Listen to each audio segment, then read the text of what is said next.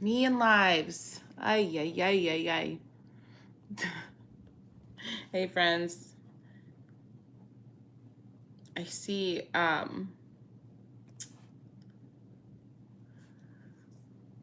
feel like I have 2 lives scheduled here, and oh, goodness gracious. Someday, I will figure this out. Someday. I'm just gonna hang out for a little bit, let people pop on. And then I'm also going to go ahead and delete these other lives. So I'll be right back.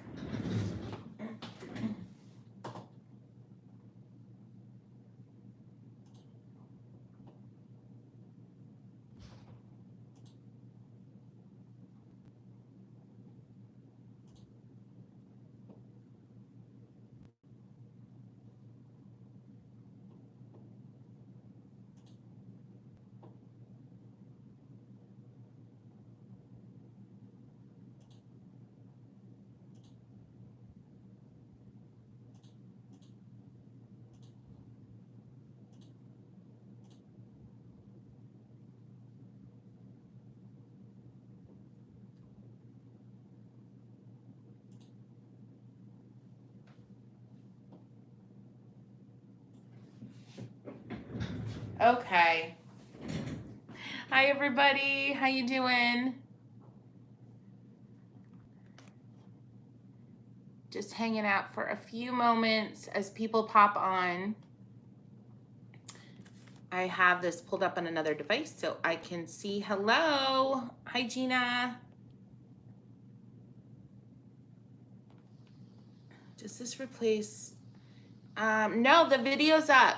Yeah, no, this does not replace the video that you access from your brush card. I'm assuming that's the one you're talking about. No, that video is up. Totally accessible. You just need to scan the QR code, hi, on the back of your brush card. Yep. Hello. Hello, Katrina, Yvonne, hi. Awesome. So yeah, let me get started. And I will kind of address some of the questions that are popping up. Okay, hi. So, it has been a week. It's been quite the adventure. As many of you know, I launched my brush collection last week, officially on Amazon. And yeah, so thank you to so many of you who were directly involved with the launch. It was pretty incredible. The support has been just staggering in so many ways. Hello. But for some of you who may be new here, my name is Kristy Rice. I am obsessed with watercolor, and I need to turn off these lights in here. Easily distracted. Yes, I am.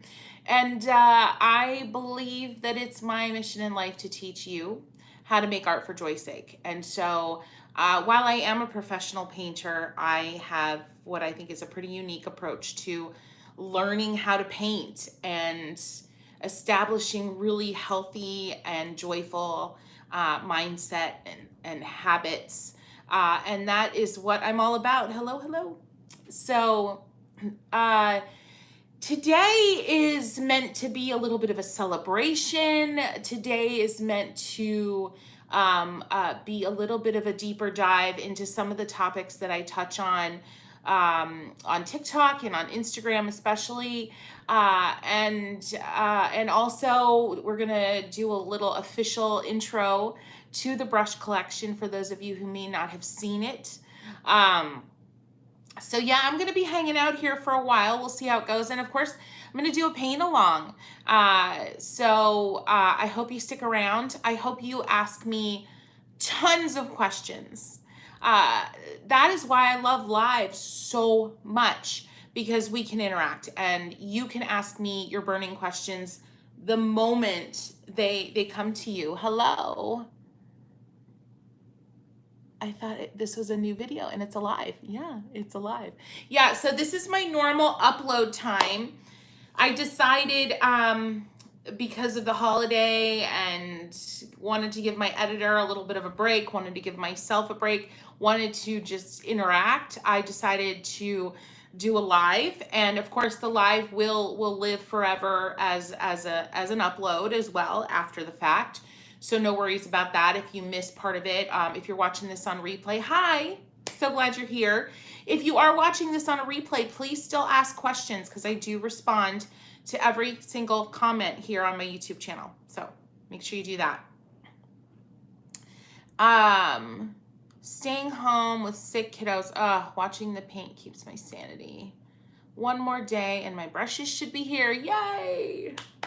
Yeah, the sick kiddo thing is madness right now. My son started kindergarten, and a friend of mine whose son and mine are like self-proclaimed BFFs. They're not in the same class. They play together, but there was an exposure in the other boys' class today, so it's just never ending. Anyway, you got your brushes on Saturday. Amazing, Gina. Have you had time to use them? I hope. I'm gonna go turn off the lights. They are on from last night, and we don't need them because we've got beautiful, gorgeous, natural light right now. All right. Whew. Okay, so I have a little outline of things that I want to cover today. And I'm going to keep an eye on comments, so keep them coming. And we're going to start off, I'm just going to talk a little bit, take questions. Not yet. Well, get on it. No, I'm kidding. I mean, but yeah. And then I am going to eventually flip the camera around and we're going to do some painting. So stick with me for sure. But no questions are off limits. Who knows if you've ever been on a live with me before, you never know quite what I'm going to get into. So stick around. So I want to talk about, I posted about this on Instagram last night. There is this myth of motivation. There is this misconception that we're always going to feel like doing the thing that makes us feel good. I'm just going to let that sit there for a moment. There's this misconception that we're always going to feel motivated to do the thing that makes us feel better. And I can say from personal experience, beyond a shadow of a doubt, you are not always going to feel motivated to do whatever the thing is that makes you feel good. The perfect example is exercise.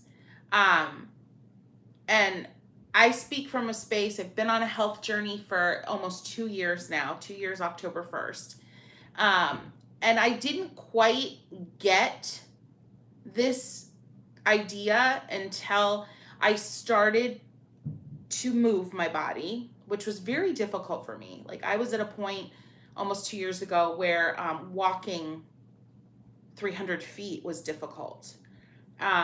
So I am now in a position where I crave movement, very much like I now crave, after a lifetime of painting, I crave painting. I crave the feeling, the rush, the endorphins, the joy that painting gives me. And I now crave movement. But we have to work past the learning curve, the pain, being out of breath. And I know I'm toggling back and forth with these metaphors, but for a reason. Because there's always a time when you start something, when you start walking every day, when you start painting consistently. There's always a time of stress. Everything feels weird. Everything feels somewhat uncomfortable.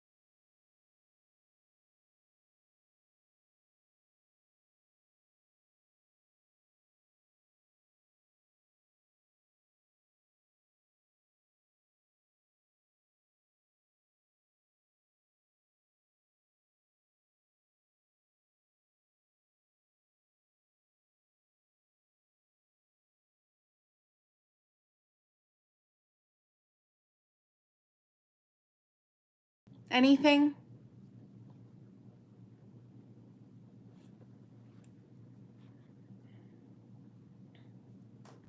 No.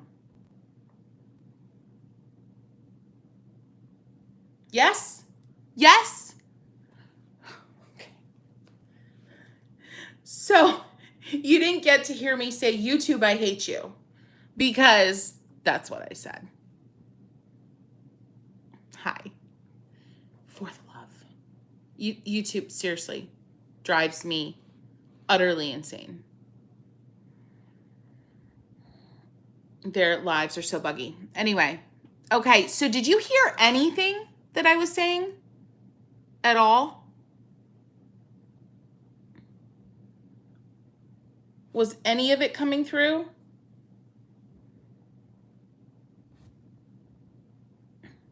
Yes. Okay. No. Yes. Okay. Oh my God. Sorry, friends. All right. Start over. It's okay. So, motivation's a myth. It's a myth, friends. You're not always going to feel motivated. Even if you've experienced painting sessions, even if you've experienced such utter joy at times from painting, from making art, from being creative, you cannot rely on motivation alone. You can't. You can't. And I don't mean for this to be depressing. I really don't. It's not meant to be. For me, it was an eye-opener. But the reality is you just have to push through. I'm going to paint a picture for you.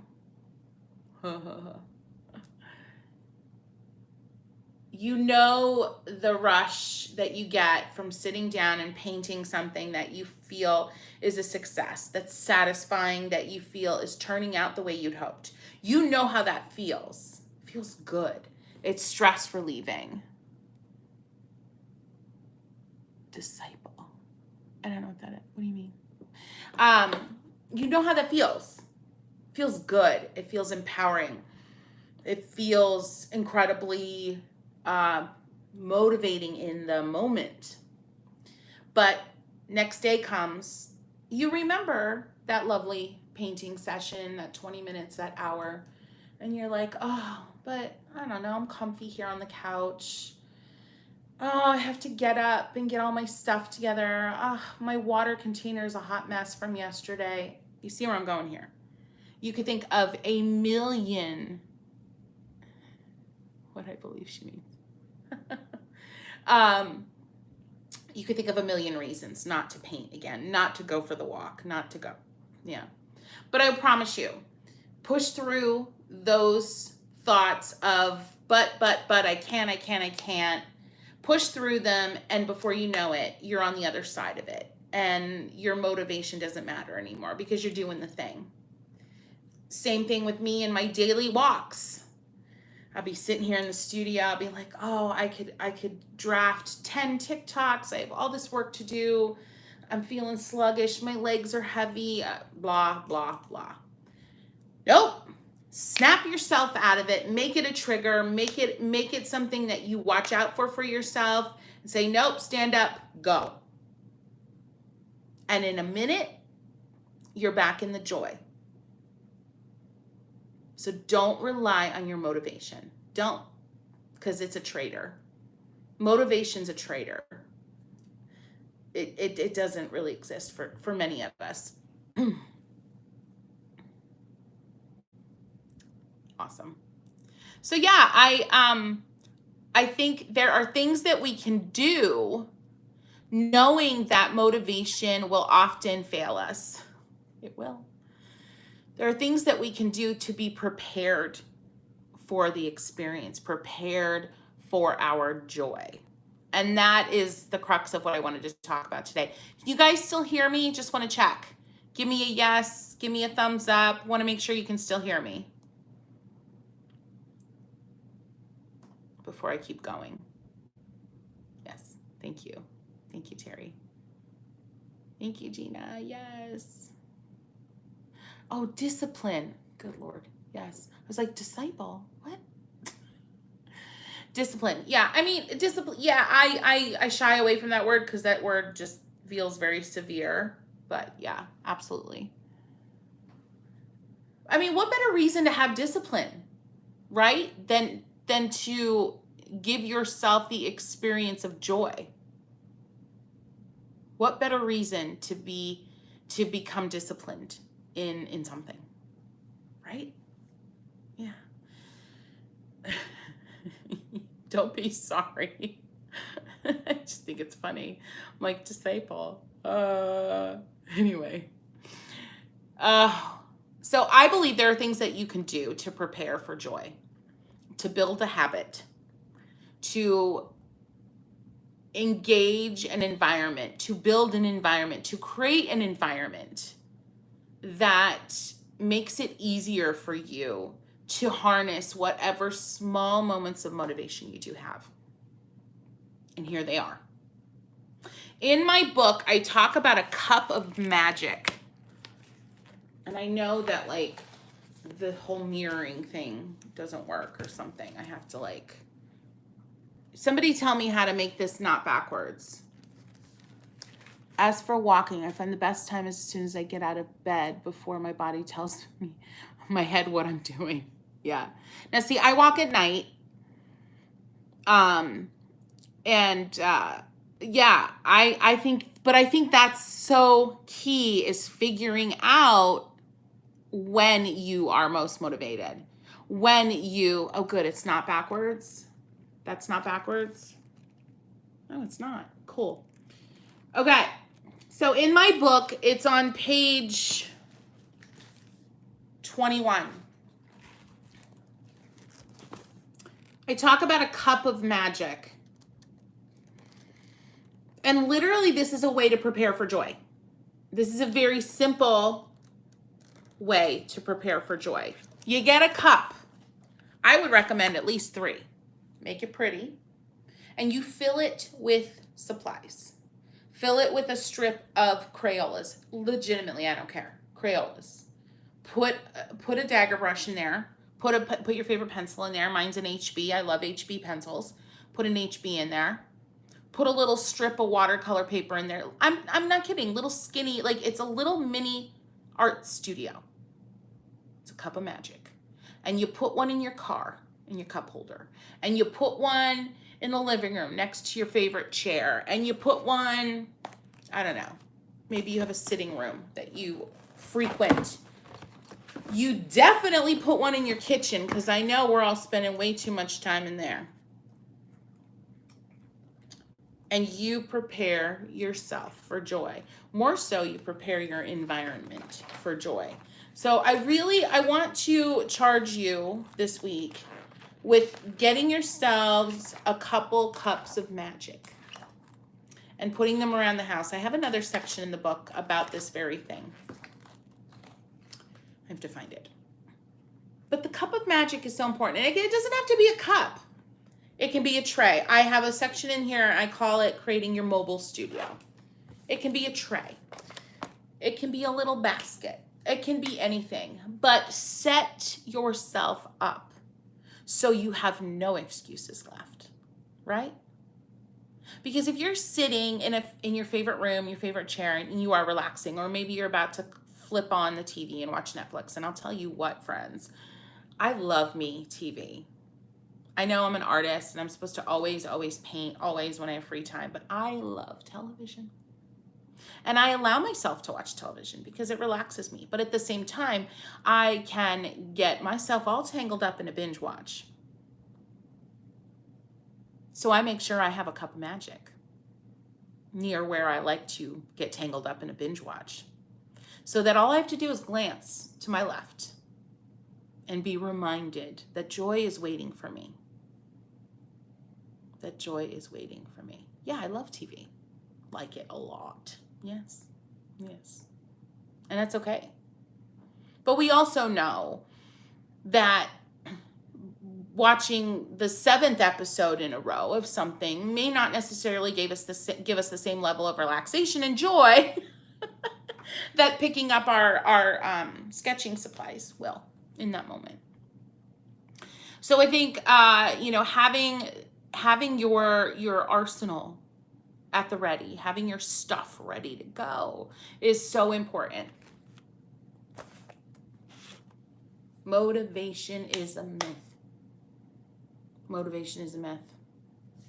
If anybody here has things they do, best practices to keep yourself motivated, I know Aunt Elsie said she goes for her walk right as she gets out of bed. That's the first thing she does before her brain has a chance to tell her that it's a bad idea and all the reasons that she shouldn't do it. So if you have any best practices, share them. We'd love to hear them. All right, so be prepared for joy. Make sure you have your supplies at the ready. Get your cup of magic scattered about your life. It will make a difference. It will make a difference. Little splurges. And I realize this is, we don't always have the resources for a splurge. I realize that. But when you do, when you give yourself permission for that, when you have space in your budget to do that, and it doesn't have to be a lot, but make it a habit to leave room in your budget for little splurges that will ignite your creative motivation. So maybe it's a tube of Daniel Smith for the first time. Make it buff titanium, just saying. Just saying. Get yourself some buff titanium. So a tube of paint, maybe it's my brush set. Maybe it's smaller than that. Maybe it's a new mechanical pencil that you've had your eye on. Maybe it's, trying out Academy watercolor paper and getting the smallest little block that you can find.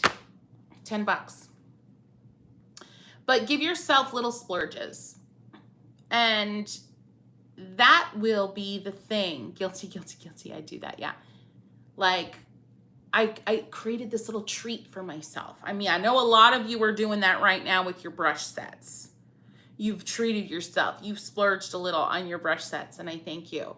And I've been hearing it all week long. Oh, thank you. And the book, yes. I've been hearing it all week long. I can't wait to get my brushes. I'm so excited to paint with them. I'm going to be painting with them tomorrow. Like, literally, you are planning your motivation. I've heard it for the last 7 days since I've launched. Y'all are planning for your motivation. You're planning for it, and it's a beautiful thing. I have my space ready, but I find it hard to just give myself time to paint and say to my family that I want to be locked in my room for a while. Your brush set was my bestest splurge. Thank you, Christian. Okay, so Diana, this is a thing. I probably need to do a whole session about it. We have to stop feeling guilty.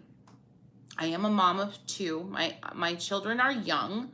My son is 5.5. My daughter's 21 months. But you have to stop feeling guilty for carving out time for yourself. I believe that with my whole heart and soul. I make sure that my husband can carve out time for himself, and he does the same for me. And it doesn't always look perfect and beautiful. And sometimes we disagree on how much time each other gets and all the things. So I'm not trying to paint this picture of perfection, because it's not. My husband, he likes to work outside. He has, backhoes and machines and things that he likes to dig with and make ponds, and I don't know what he does. And he rented a even bigger machine for this, for the month of September. And yesterday, he spent the whole morning with our son and our daughter, and he had planned to go out and dig with his machine. Yeah, exactly. That's how I feel. Planned to dig with his machine, and our son was like, but dad, I want to play another game. And my husband was feeling guilty, and I pulled him aside and I said, honey, he's okay. In this moment, in this situation, you've spent 3 hours with him uninterrupted. He's now going to be with me. Go do your thing. So we have to remind ourselves that it's okay to give ourselves that pocket of time, even if it's just 20 minutes. So be okay with that. They will be okay. You will be better for them. I know it's cliche, but it's so true.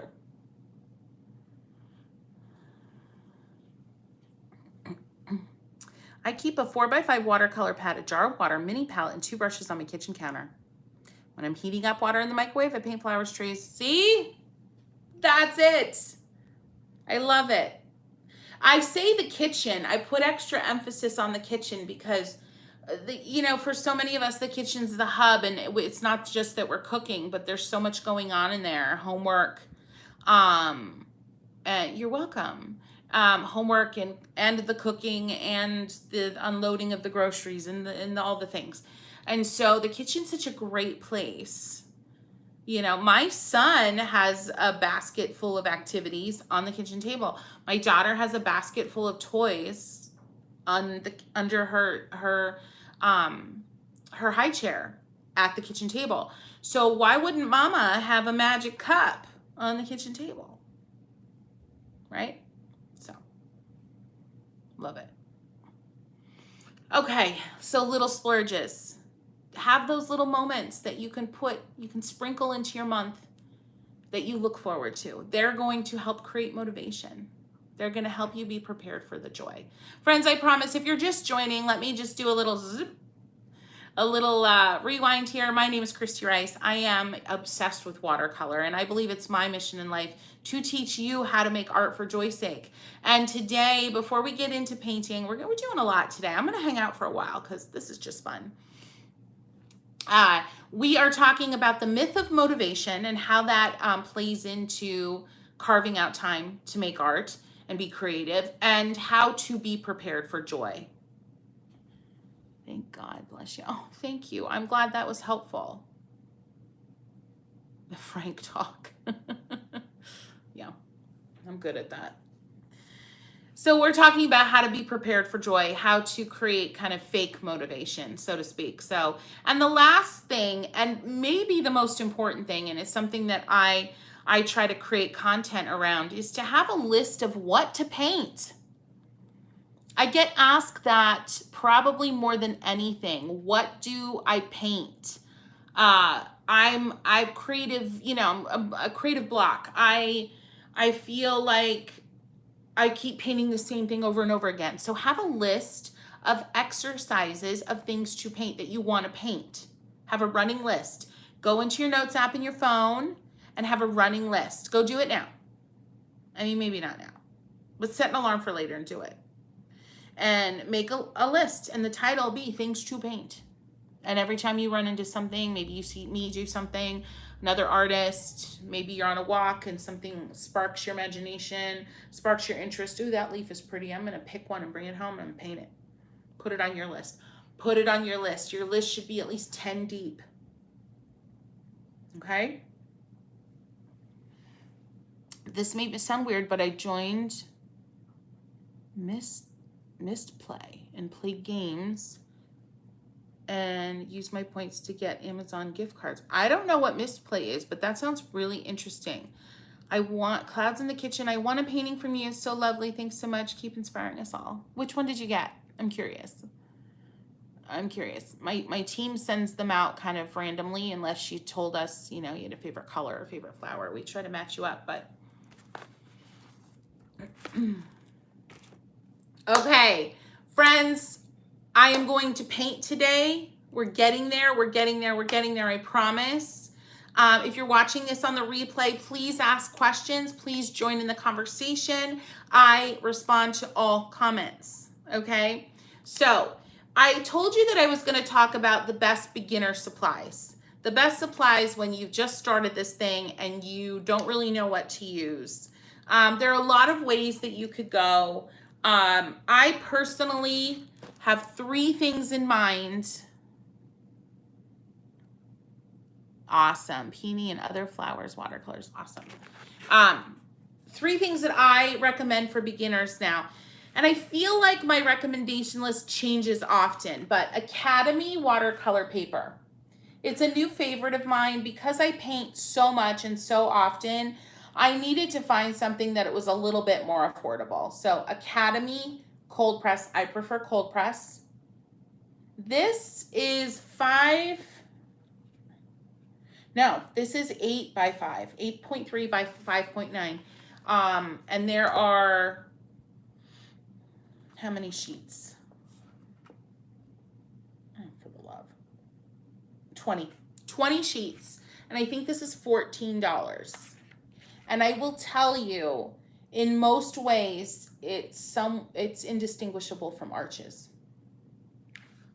So, great beginner paper, Academy. In terms of a palette, you've heard me talk about Kuretake, which I have right here. This is a smaller one, but they make a 24 color and a 36. Excellent Japanese watercolors. They come in this iconic green box. Highly, highly recommend. Simple. And then, of course, last but not least, I'm going to recommend it until my days are done, the 1/4" dagger. For a very long time, this is going to be the only brush you need for a very long time. When you get deeper into your journey, you're going to start to feel like you want more. But the dagger is going to really be the thing for you for a very long time. So those are my 3 recommendations. If you're just starting out, for sure. Awesome. Your level up palette. I promised you I would talk about what should be your level up palette. This is a tough one because there's so many good ones out there. But let's just say this. Let's say you're painting with Kuretake. Maybe you're still painting with Crayolas or Prang. Nothing wrong with that. Maybe you're using Cotman, Winsor Newton Cotman colors, and you're ready to level up. What do you go for next? I have a lot of watercolors. I have they're right here. There's so many. I probably have 100 and some palettes. Oh, thank you. So I have to say, and even, I've been thinking about this for a few days, and even as I'm about to share with you what I've landed on for the level up palette, I'm still kind of questioning myself. But I believe an excellent, still somewhat affordable, because that is very much a subjective term, a level up palette would be the Mission Gold set of 36 tubes that you then turn into a palette. Mission Gold is just mind-blowing for the cost. You're gonna spend about $80. This is my set of Mission Golds in my vintage palette.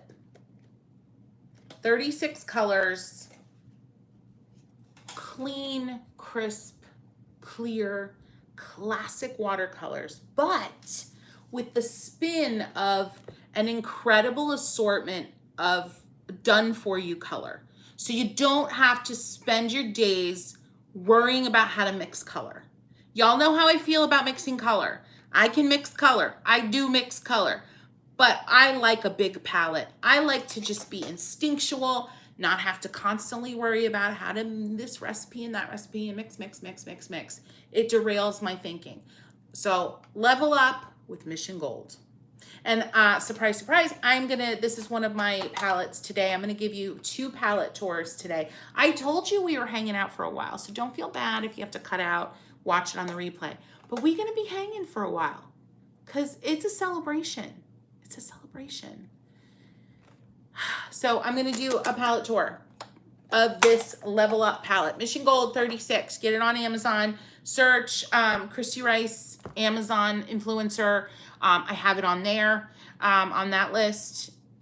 I'm new to watercolor and just stumbled across this live stream. Good stumble. You have such a beautiful and down-to-earth spirit. Oh, thanks. I appreciate that. Okay. See, I told you, I have my list. Coolness. I'm going through my list. Okay. Palette tours, friends. So that means that you no longer have to look at my face. That we actually are going to flip the camera around and get to painting. So bear with me as I do that. Okay. I am still figuring out how to be a professional streamer here on YouTube, working with getting some new technology going, but it's not ready yet. So someday I'll be able to just hit a button and it'll like change cameras and it won't be all crazy like it's about to be. Are you ready though? Let's paint. Okay.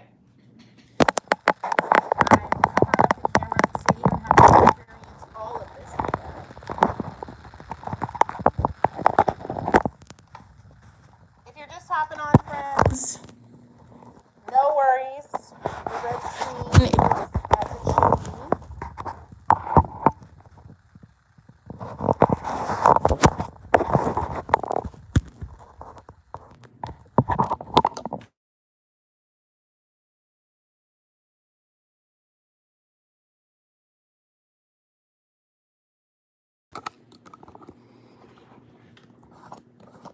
You're looking at my ceiling. My lovely wood ceiling. Uh-oh. And this is where Kristy Rice's artistic spirit shows, because technology is not my friend and I don't know how to live stream like a pro, if you can't tell.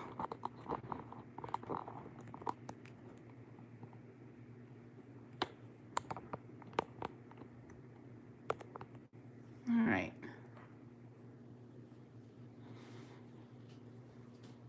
How's that looking, y'all?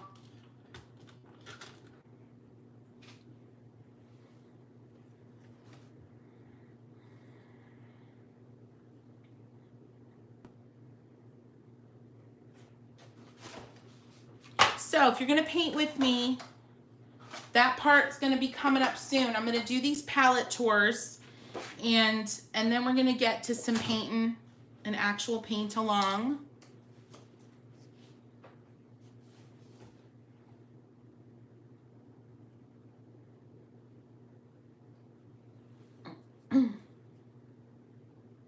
Okay, is it still shaky? It shouldn't be shaky anymore.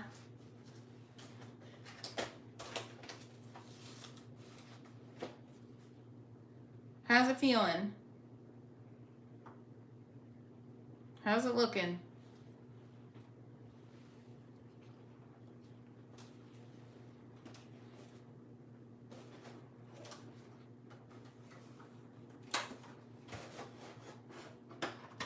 All good. All right.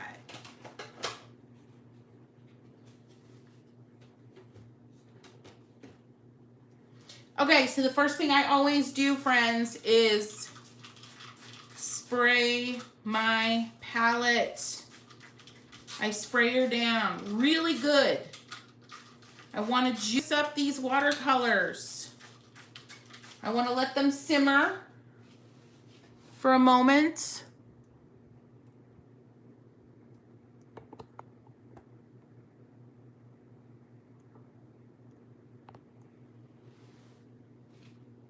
Here we go.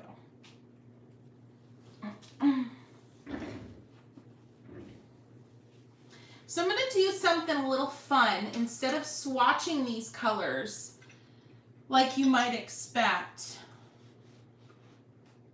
I'm going to do a version of swatching, okay? But having a little bit more fun with it and actually painting something in the process. Yeah. You want these paints to be a little syrupy. You want them to be soft and lovely, okay? You don't have to struggle to pick up pigment. Okay, this is the Mission Gold set of 36. This is what I'm recommending is your Level Up palette if you want to take that next step.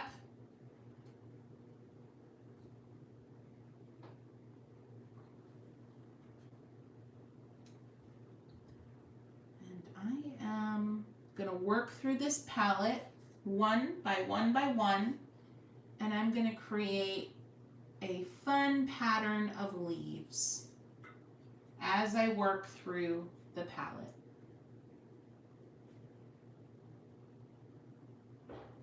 This is just an alternative to swatching in the traditional way. I am using that 1/4 inch dagger that I mentioned.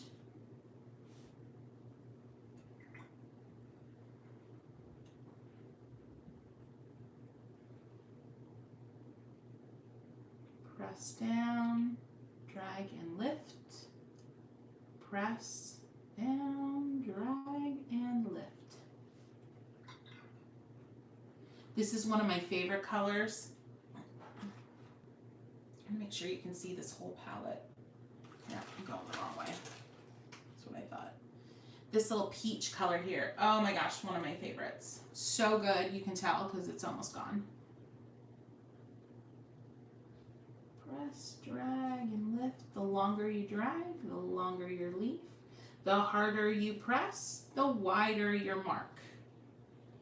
You can do double time and make a wider leaf. Add some water.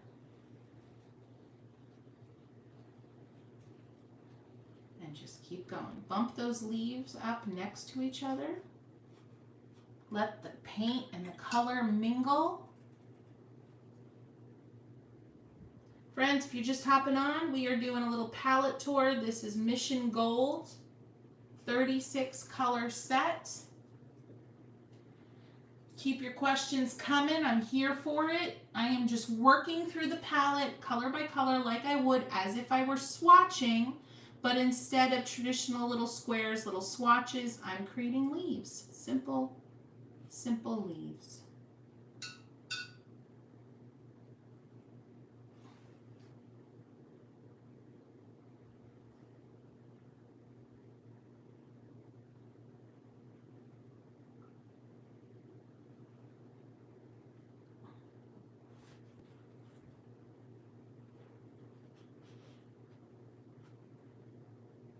Look at those confident strokes. Oh, you know, some days they're confident, some days it's a struggle. You never know.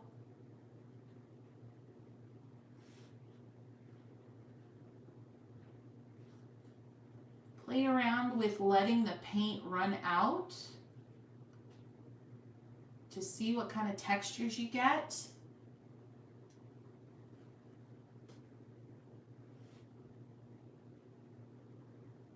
Look at that. They're pretty. You can use that texture. That texture can become your friend in the right circumstance. So let that paint run out. See what that feels like underhand.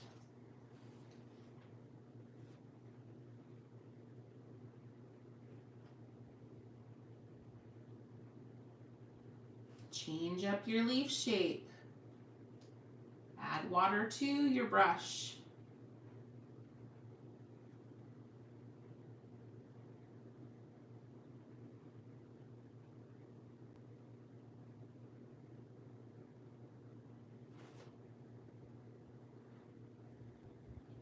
Yes, liquid watercolor. Yeah, liquid watercolor is fun because it kind of acts a lot like ink, so it often travels better than a traditional watercolor would, meaning a lot more explosions and all that kind of fun stuff. I'm still making my way down through the palette here, friends. I'm just doing some lifting, some flooding, adding water to this leaf and just pushing the pigment around, lifting some of it off like there and blotting, coming back, lifting some more. This is all about experimenting as you work through. I'm at the opera pink right here. I vary the pressure, okay? So I'm gonna walk you through this. I'm loaded up with the pink.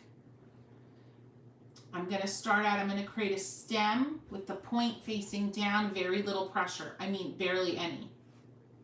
That was too much pressure. That was more pressure than I wanted. So I got a little bit of a thicker line. Thinner, even thinner, thinner, And you can do things like that. You can practice.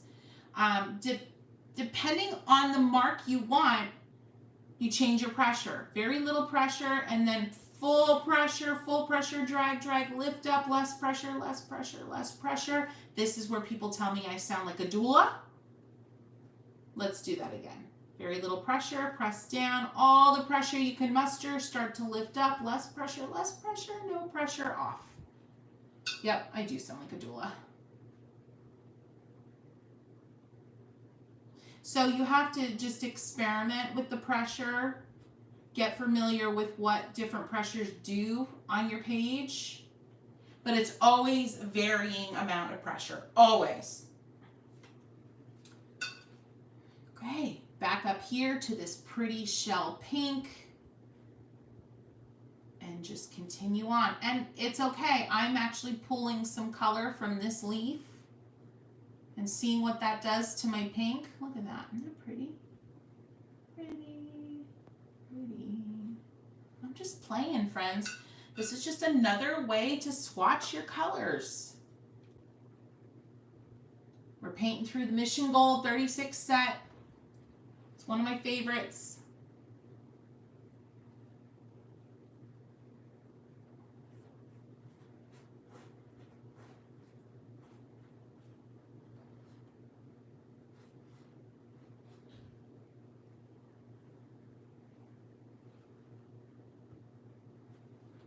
This is a great way to not just work your way through a new palette, but to practice strokes. Little short strokes here. Add some water. Continue. See what happens. You're not going to like every mark you make when you're doing a palette tour like this. You're just not. Just realize that. But you keep going. Because every mark you make, even though you may not love the mark, is teaching you something. Every mark is teaching you something.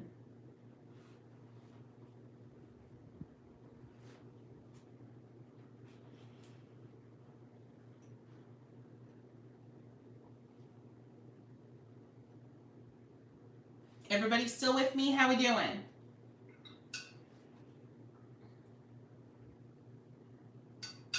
I'm still just working through all these pinks. The color variation in this palette is unbelievable. So many beautiful options.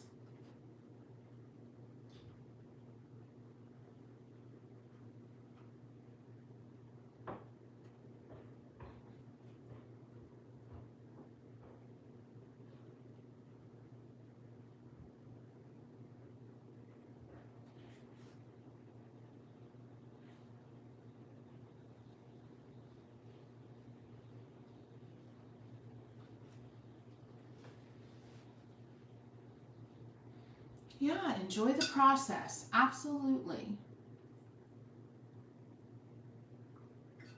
Now, another thing you could do is lay down just water first in the shape of a leaf, and then grab your next color and do some wet and wet. See what happens.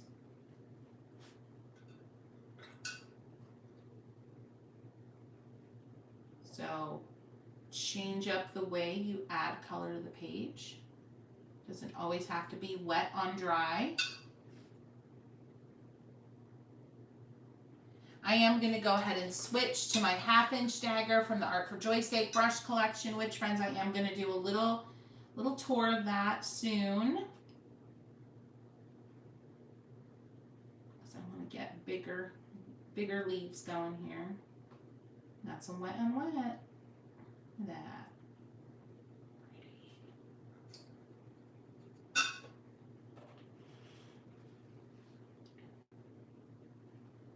Moving on through. That next color, isn't that gorgeous?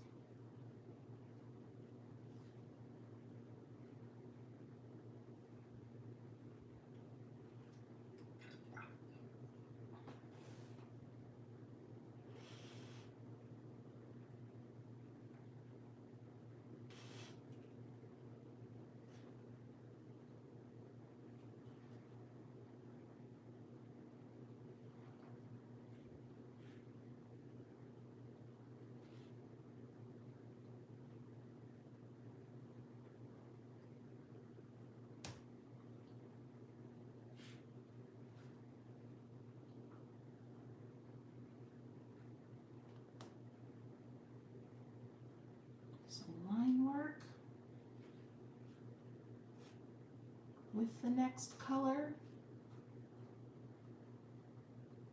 So pretty. Sketch with your brush. You don't always have to be making big, thick, all over kind of strokes. You can sketch with your brush as if it were a pencil.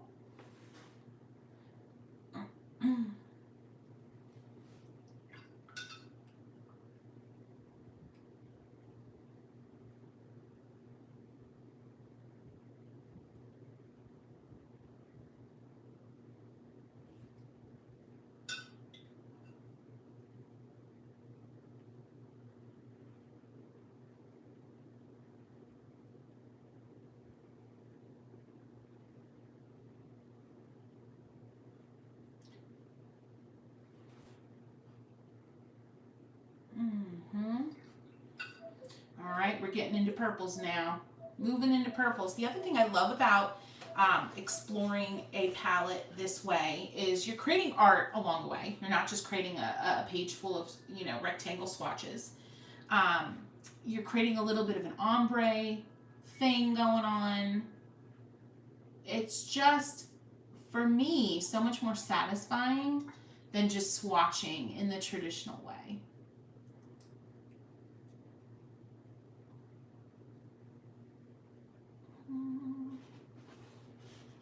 I keep having to move this so y'all can see what I'm doing. This is a big sheet of watercolor paper. It's big.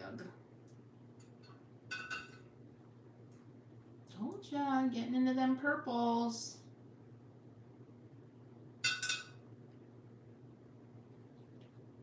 And see, I love how these gorgeous colors are just pre-mixed for you. They're ready and waiting for you in this set. And I love that because they're gorgeous.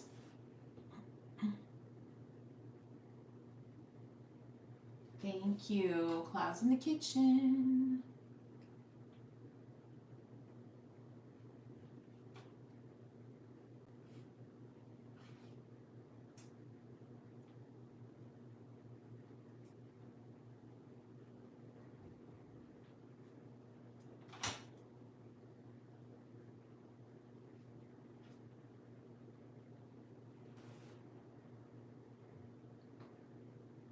Oh wow, I'm hooked and will get your book, The Supplies and Search for Mortgage Tutorials to Get Started. When is your next live stream scheduled for? I can't wait for the next stream. I don't have another one scheduled. Find me on TikTok though, because I do go live pretty often on TikTok. I'm glad you're enjoying this. Indeed. Getting into the periwinkles. Oh, heavens to Betsy. I'm telling you, this set is fire.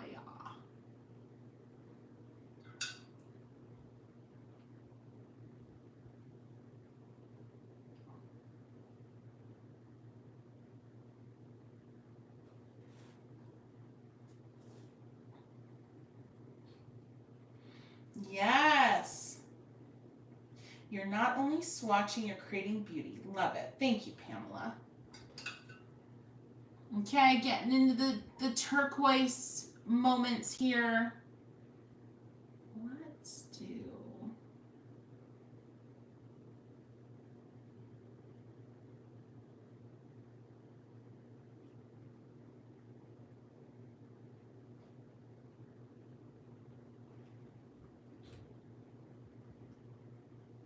About to hit the blues.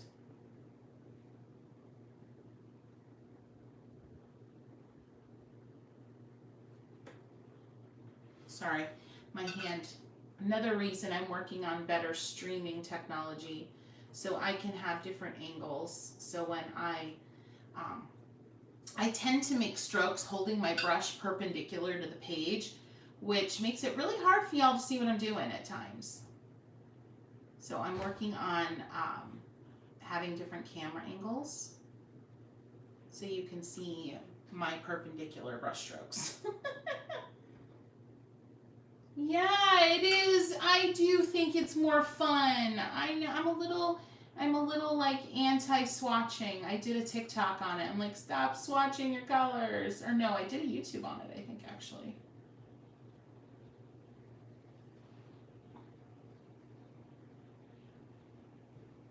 Yeah, it's a great warm-up. It's a great exercise. It's a great exploratory moment for a new palette. It's just all around awesomeness. I'm a fan. Okay, getting a lot of control there with that leaf.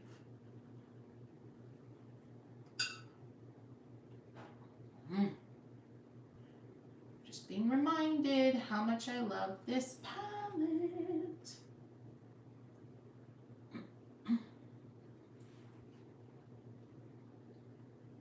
Oh yeah, swatching with circles is fantastic. Yeah, just a page full of like paint blobs and circles and things. That's fun too. Leaves is great. Yeah, leaves is good times.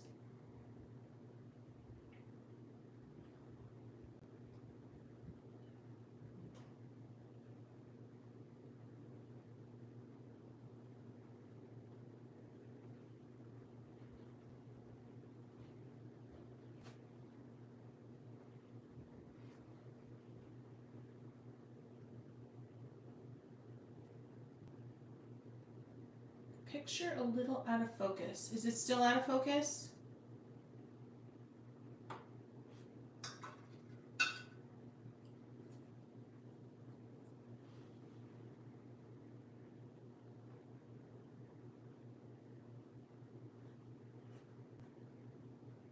Moving down into the traditional blues here, kind of an ultramarine, French ultramarine-ish. I do not know these colors by name. On purpose. Ooh, yeah. Kind of doing a little silver dollar eucalyptus vibe here. Out of focus. That's weird. It's not, for me, I'm not seeing that it's out of focus. Like I have it up on an iPad as well. That's how I'm seeing your comments, and I'm wondering if it's a connectivity issue. I don't know.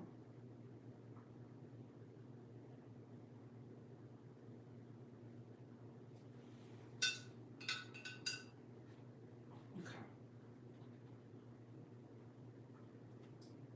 Play around with how much pigment is on your brush. Get a lot of pigment on there like I'm doing now and see what happens.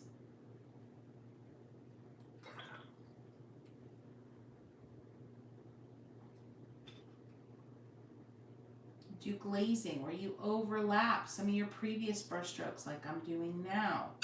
See what happens. I think we're often so afraid to just see what happens. We're afraid. I'm lifting up some color now to let that initial brush stroke shine through. Give yourself the permission to see what happens. Get crazy. Allow yourself to get crazy.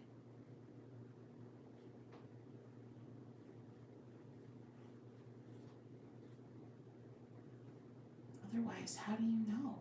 How do you find the moments that really shake you up, that really teach you something, unless you're willing to take some risks?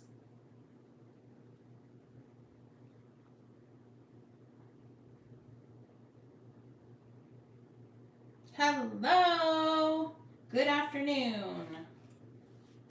We are swatching the Mission Gold set of 36. All right, let's see.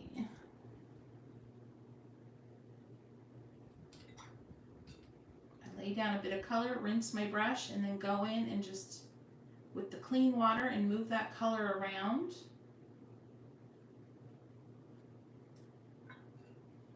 Moving through these blues. I'm still in the silver dollar eucalyptus space here. Basically just creating some lazy circles. letting those colors bump up and mingle.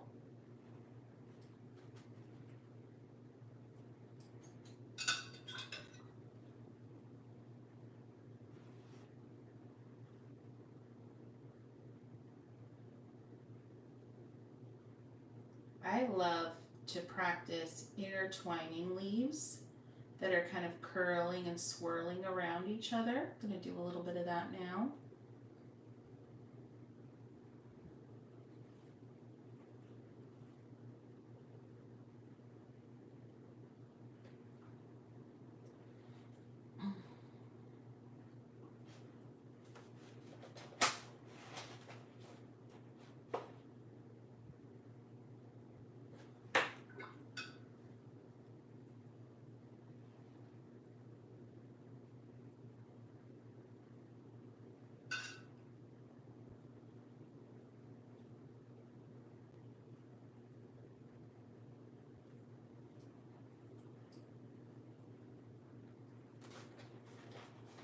Just moving this paper around as we go.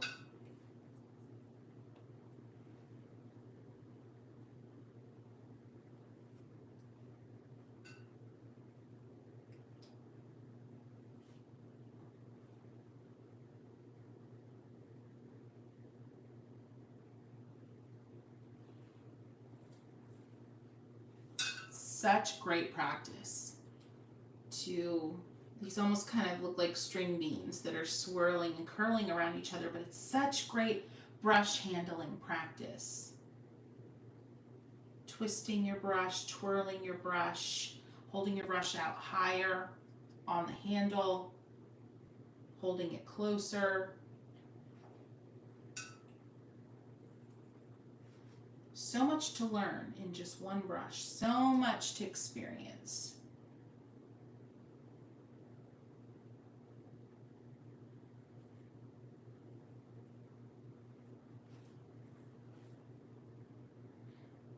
My daughter and I just found you on YouTube a few weeks ago. I bought your brushes as a surprise for her. She's 10 and a half.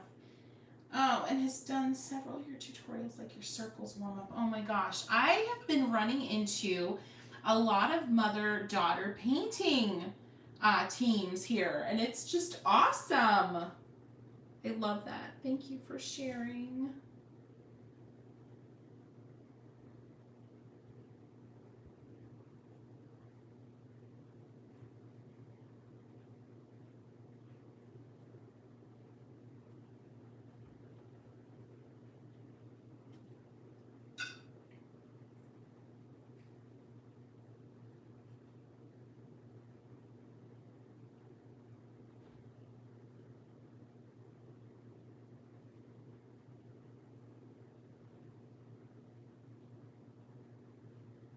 Into these greens.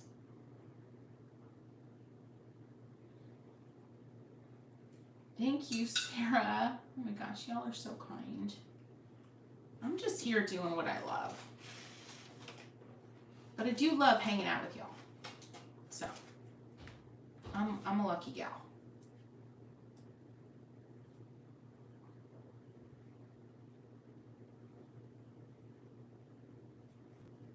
Still working through this Mission Gold set, friends. Ooh, I gotta replace this. This is one of my favorite colors.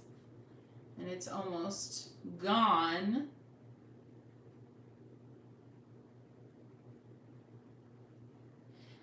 If you're just coming on, I am working through the Mission Gold. I am using a 1/2-inch dagger from the Art for Joy's Sake brush collection. Now available on Amazon as of last Monday, a week ago today. And I'm going to do a little tour of that brush collection real soon here. I'm just going to wrap up this little palette tour. Getting into the browns. This set has some really curious browns that I love.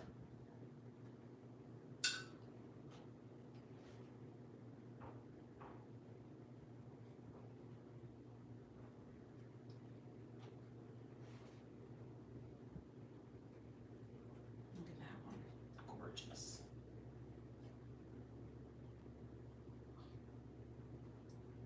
Gorgeous.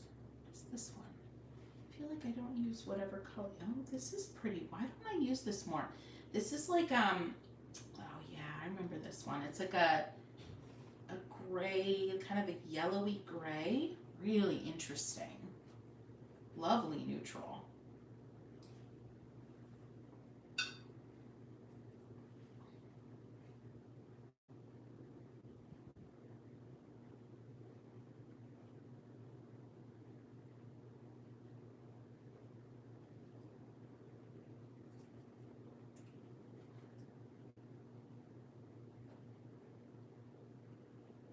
Coming to the end.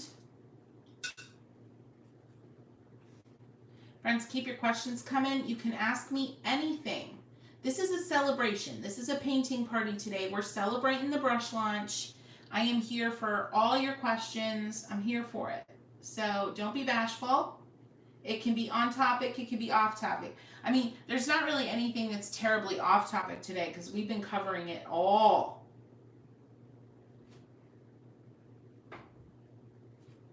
All right. There she is, friends. Oh, good. Finish on the replay. Awesome. Glad you were here. All right. We are going to do a little brush tour, and we're going to do the second palette tour at the same time. So bear with me as I switch over. I love this. This is the Academy paper that I was talking about, friends. So I'm going to keep using this. I like this size so much.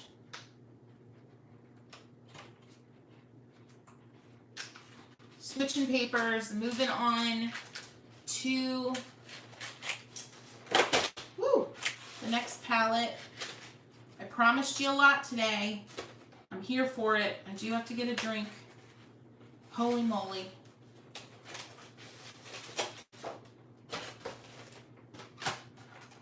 Next up, I use this so much. I talk about it all the time. I get so many questions about this palette. What size is, this paper is 15 by 10. This is my Case for Making palette. They're handmade watercolors.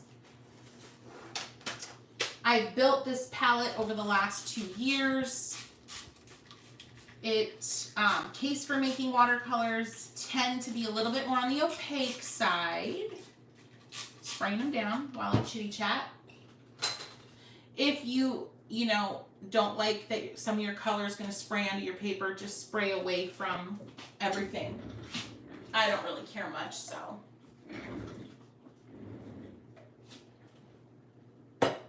Okay, while those colors are simmering from their spray down, here she is, friends. I feel like it's all I talk about, but I still have people ask me, when are your brushes coming out? Like, as of like today. And I'm like, oh my gosh, how did you not hear me? Because I feel like it's all I talk about. But then I realized that we're all bombarded with so much information. So I just have to keep talking about them.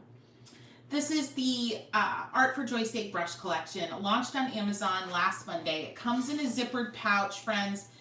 It's legit canvas. It's not that weird like paper fabric that so many things are made out of these days. It's got one of my favorite artwork patterns on it, my poppies. And of course it reminds us to forget rules, forget right, remember joy. And that is my handwriting, which is kind of weird, but it is.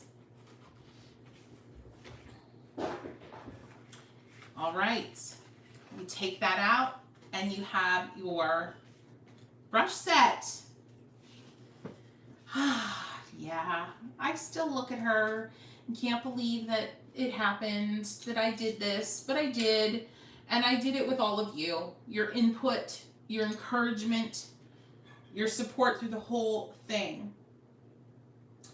It is a titanium white. I skipped right over it because I don't use white a lot. I don't use white watercolor a lot. And the Mission Gold palette has a lot of pre-mixed colors that have a lot of white in them already. So I skipped right over it. But good eye. Good eye. All right, I'm going to go through this quick, but it's a set of 6 brushes. designed for watercolor and acrylic. You could even use these with oil. They've been designed for all of it. They're going to hold up to all of it. Comes on this card, little intro to me on the card, and then here's the key, your QR code. So important. This QR code is going to give you access to a 50-minute course on using these brushes. It is an unlisted course here on Amazon. You can only gain access to it with your purchase of the brushes and a scan of the code. So pretty exciting stuff. And that is up and live as we speak. Okay, so your brush set includes the Unshakable Joy 3/4 inch flat wash brush. Magic brush. Love this brush.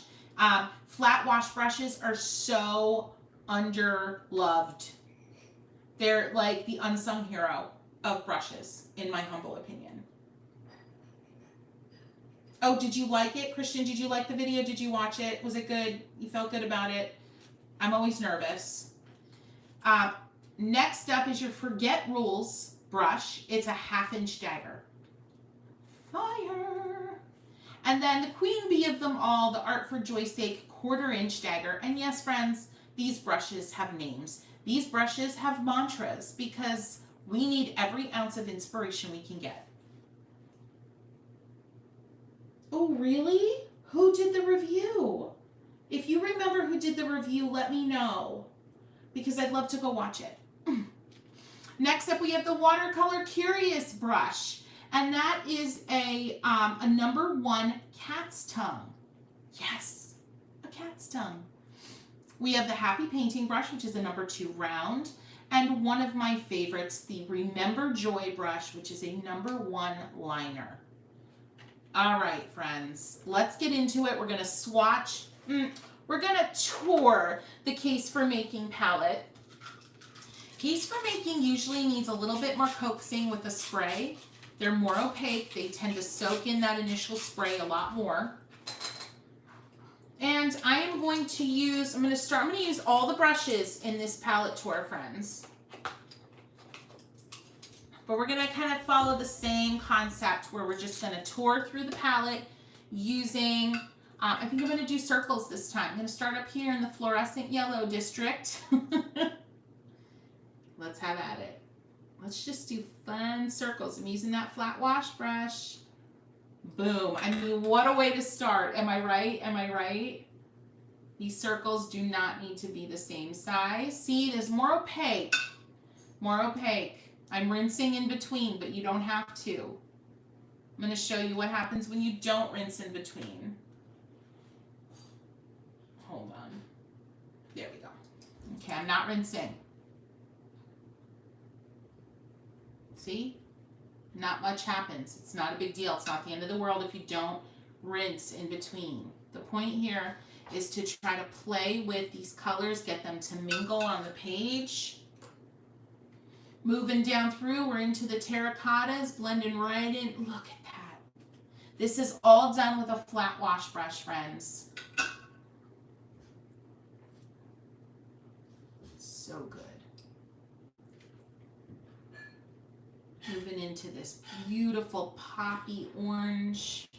Change up your shapes. Let the colors mingle on purpose. Oh, you took your vaccine yesterday and you're zonked out in bed, dizzy, sleepy, and watching randomly. If you come across it again, thank you. I appreciate it. Trust me, after my second dose, I was totally zonked for a day. But totally fine, just zonked.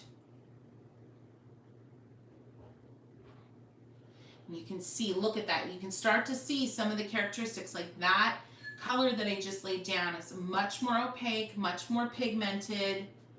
Ooh, good stuff. Here's just the soft pink. Putting it right, blend it right into that orange. Oh, so satisfying. Oh, they say they try for more opaque. I don't know why. Maybe they probably just, if I had to guess, this is a total guess right off the top of my head. Switching brushes though, friends, go into the 1/2 inch dagger, the Forget Rules. My guess is that they just want to have a different place in the market. They want to provide something a little different in the market. Because a lot of handmade watercolors out there are traditional. They're more sheer, more classic.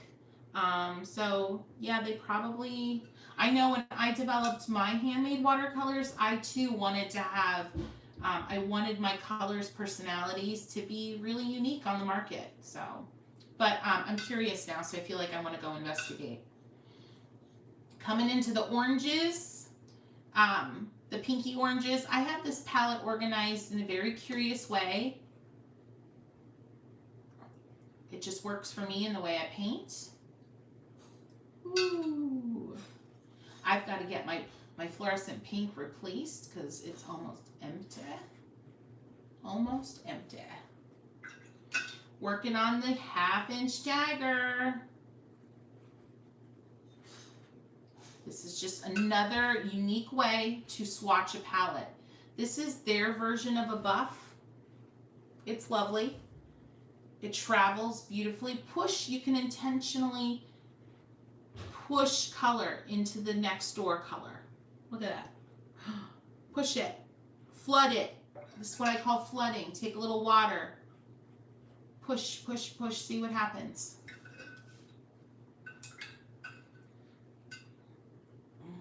Yeah, the side effects, yeah.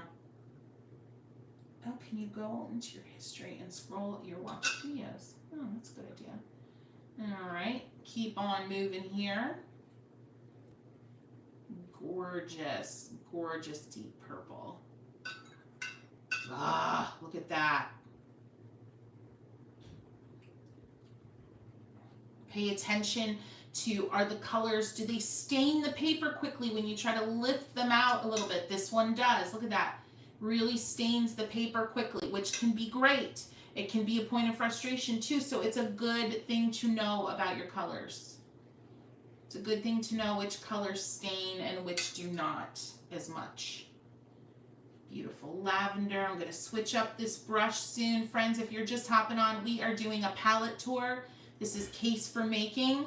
Handmade watercolors, and I am painting with the Art for Joy's Sake brush collection now available on Amazon. You're going to find all the links to all the things below in the information section here. If you are watching this on the replay, friends, ask the questions as if you were live, because you know what? I reply to it all. I answer it all, and I don't just say, oh, thanks, hi, heart. No. I give you, if you ask me an in-depth question, you're going to get an in-depth answer. All right, moving on to the Art for Joy's Sake brush, the 1/4-inch dagger. Moving right along. Just doing lazy circles, bumping them up next to each other.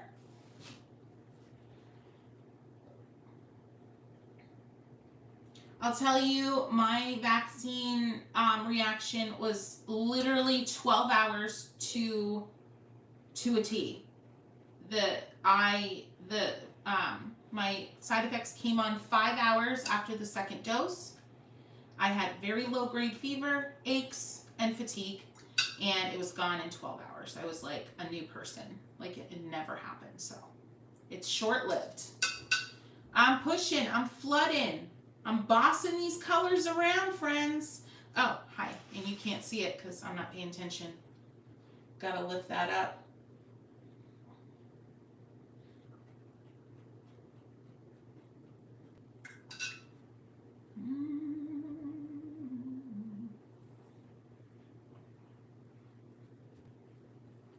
We have been talking about alternative ways to swatch your colors.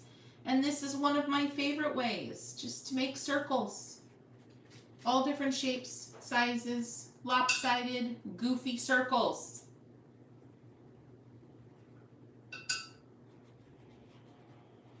This is a great way to also at the same time get acquainted with a new set of brushes.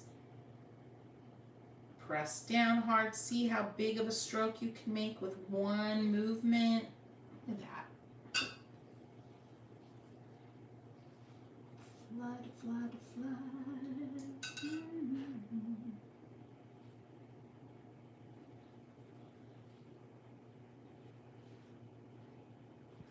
This is a newer color. It's called Denim, and it is highly granulating.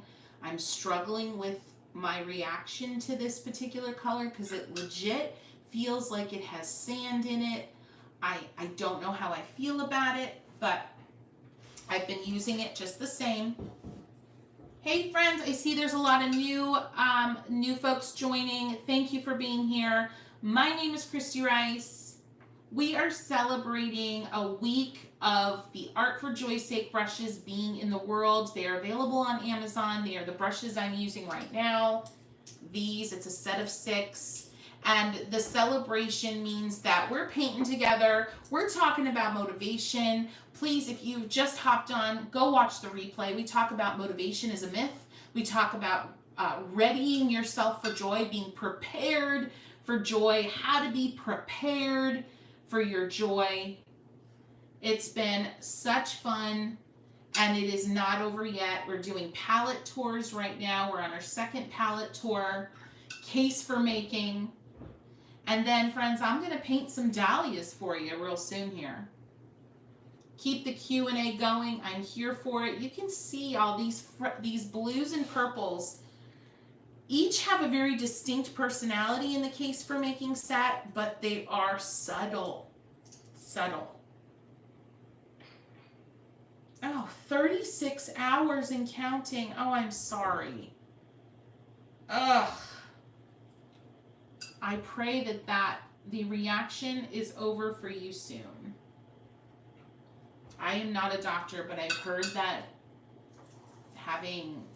that means in ways that you're having a good immune response. The antibodies are doing their thing, but I'm not a doctor, clearly. Furthest thing from it. At least that's what I told myself. I'm like, oh, the vaccine's working. I feel like junk. The vaccine's working.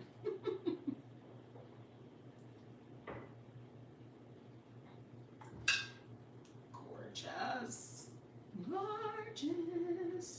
Remember what I tell you, friends. What do I tell you? What's the most important thing that you should do as you're painting?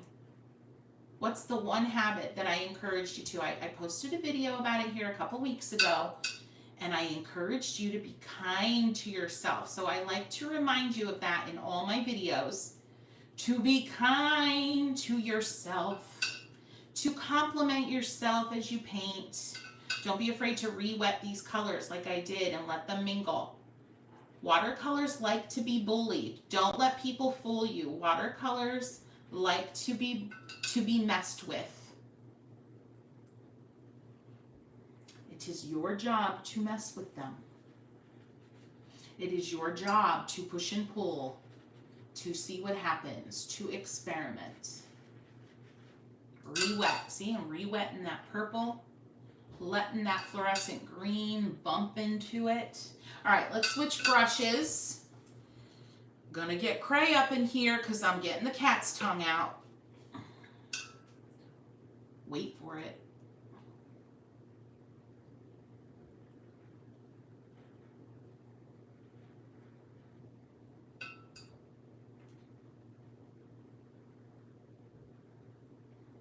Smaller circles.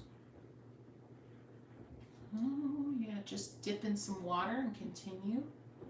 Don't load more color. Continue to dip in water. See what happens. Don't load more color.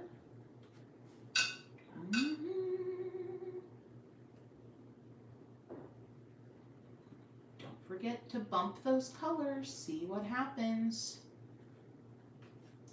Just dip in water. Go back. See what happens.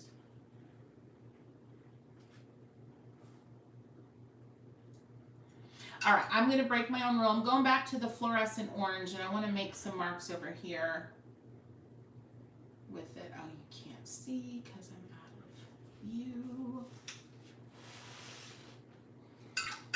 You do what you want to do. This is your swatching session. If you want to go back to earlier colors, go back to them.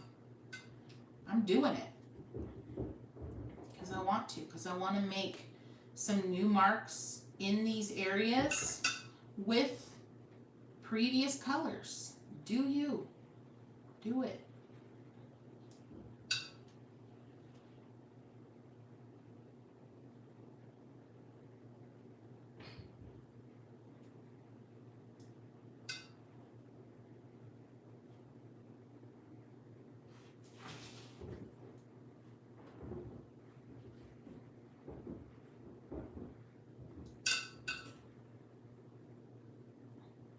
See you soon. Take care. Feel better. Tell yourself you're doing a great job. Yes. Yes, friends. The palette is coming. I was just talking to my husband. We are ordering the palettes in October. So in the next few weeks, you're going to be charged with helping me choose the 24 colors. Yes, we're doing the 24. Switching brushes, friends. I'm going to the number 2. We're going with the 24 palette. And it's going to be launched in the new year. Very excited.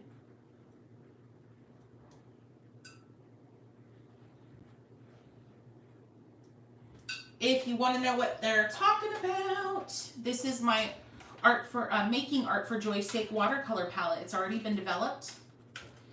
We haven't chose the colors yet, so these colors are not reflective of the exact assortment, but it is like nothing on the market. It's a traditional watercolor palette style, but the insert is rose gold. We're still working on that color. It's a little too pink. The colors are rich and gorgeous and saturated and amazing, and I love them, and I'm so excited about them. And of course, the artwork on the tin is my artwork. So, January, friends. January. All right, still working through here.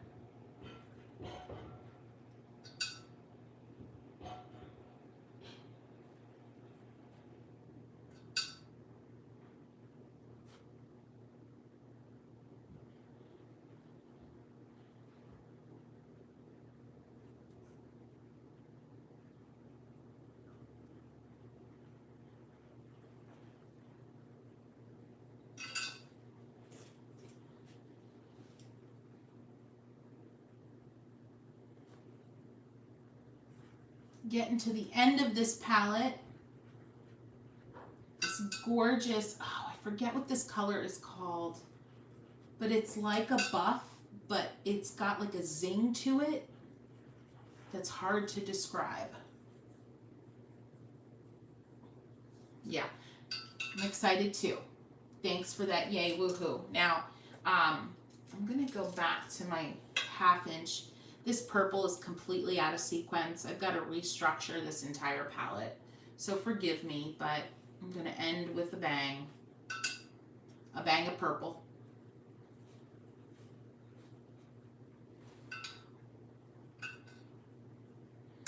And then we're going to go back with the liner brush and just have some fun. Start back at the beginning of the palette.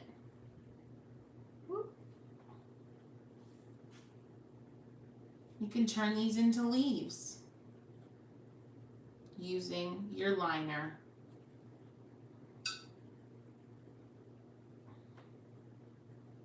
Some of these circles are still completely wet. Go with it. See what happens.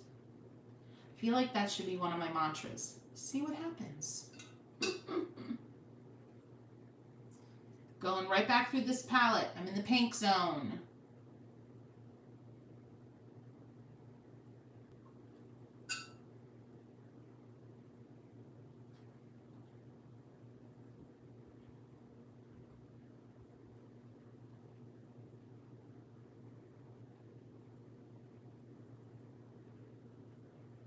Same applies. Let the color run out. Experiment with the amount of water. You can sketch right over top of these circles. That's fun.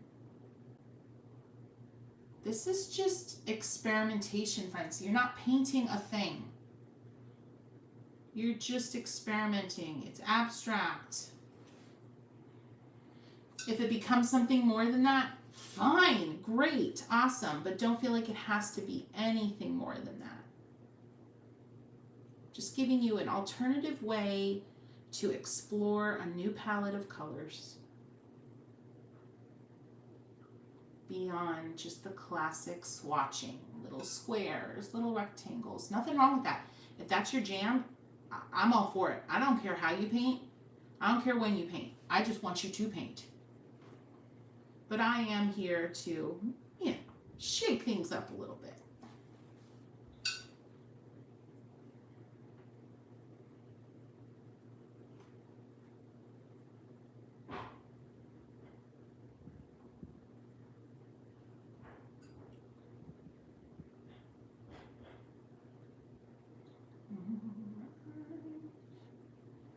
Well, you get the idea, friends. I'm going to switch over soon. We're going to start painting.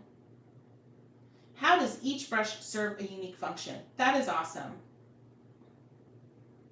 No, great question, Riley. Christian, I'll get to your question. But Riley, the palette is going to come as prepared half pans, all ready to go for you. So you won't have to do any tube squeezing, nothing like that. Nope, all prepared for you.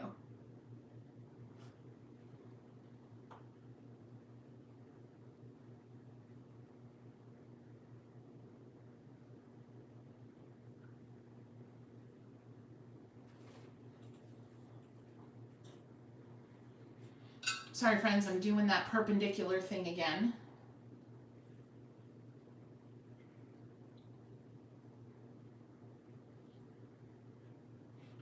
Making it hard for you to see what I'm painting. So I'm trying to hold my hand a little differently.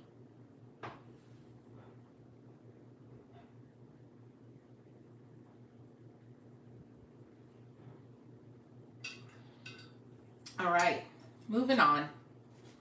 Moving on. We're going to wrap up today's session with a paint along. I can't resist. I've got some killer dahlias here, friends. I with the help of my father, with the bulk of the work from my father, because he just apparently loves to plant gardens for other people. I have a pretty epic dahlia garden. And I'm going to go ahead and sacrifice this beauty so that you can see exactly what I'm going to be painting.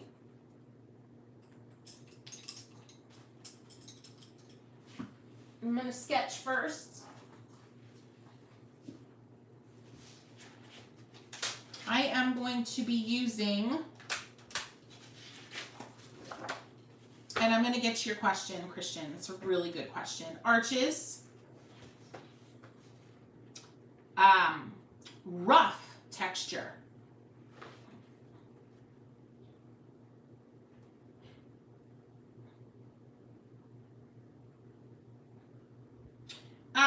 The link is in the description here to the brushes, but you can just search watercolor brushes like Christian said. Just search for Kristy Rice watercolor brushes. You can search for travel paint brushes. You can search, but I think watercolor brushes is the most reliable. We come up usually on the first or second page, depending if you're on mobile or desktop, for watercolor brushes. And it's the only like rainbow colored watercolor brush set that exists right now. Sorry, I'm trying to figure out spacing here.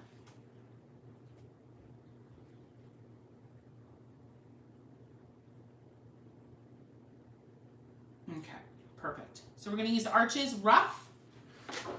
I'm going to sketch this beautiful, peachy, gorgeous dahlia.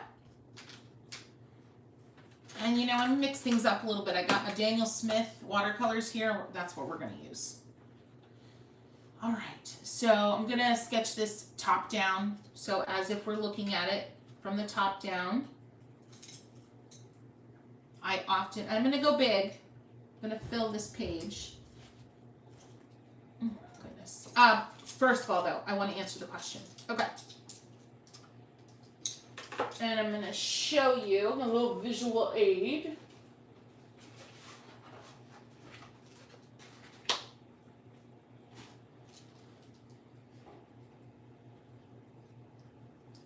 The question was, what purpose, what service, what function does each brush hold? And that is such a good question, and it's really exactly what I was thinking about when I created this set, because I wanted it to be highly curated. When you search watercolor brushes on Amazon right now, you see a lot of sets where you get like 12 of the same style of brush, but just different sizes. And I found that to be, it didn't make sense to me. I didn't understand why you'd want to buy 12 of the same brush, just different sizes. Thank you. Oh, good, Shelby. Shelby, were we first or second page for watercolor brushes? Just curious. Just curious. Okay. So The flat wash brush is going to create a variety of strokes, but most importantly, you're going to be able to get really beautiful, solid, thick marks in a controlled way. So you can see this is probably the most distinctive mark that you're going to get out of a flat wash brush, but at the same time, you're going to be able to get these little textury marks and finer marks as well. The quarter or the half-inch dagger, it's just gorgeous. It's got a great shape that you don't have to fight with. Let the brush work for you to create leaf shapes. You can just do literal like dab and lift, dab and lift, dab and lift, and you're going to get beautiful marks. But at the same time, you can still get the detailed marks. They're just going to be a little bit bolder. And then the 1/4-inch dagger is just more of the same, but finer marks. You're getting more detail, a little bit more precision. The cat's tongue, a lot more precision. With that point in the middle, you're going to get a lot of very decidedly shapely marks, and you're going to be able to make a ton of texture in a very efficient way, very quickly.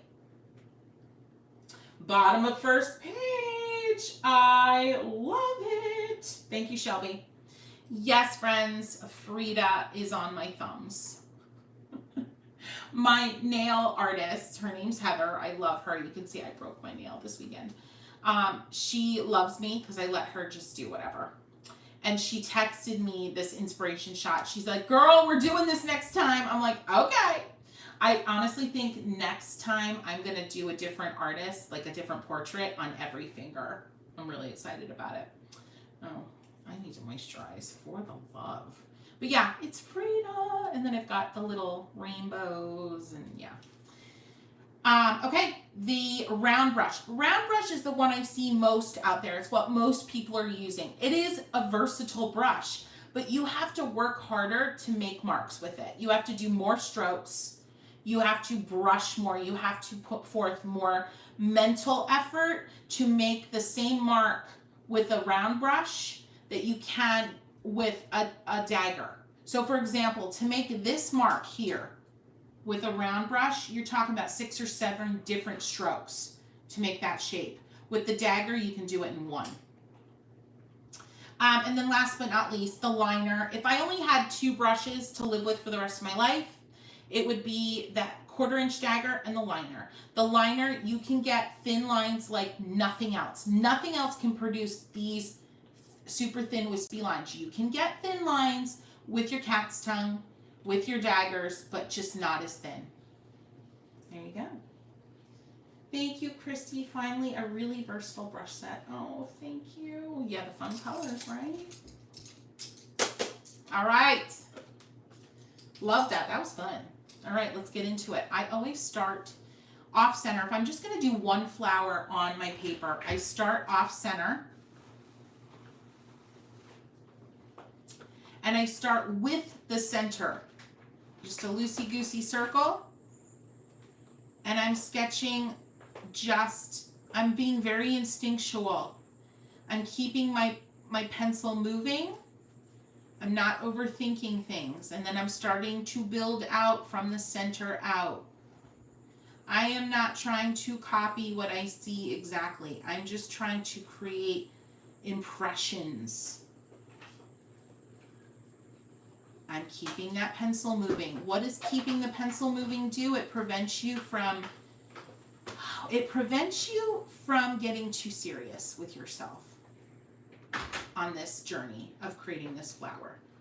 It prevents you from overthinking. If you keep moving, you're creating impressions. You're not trying to create realism.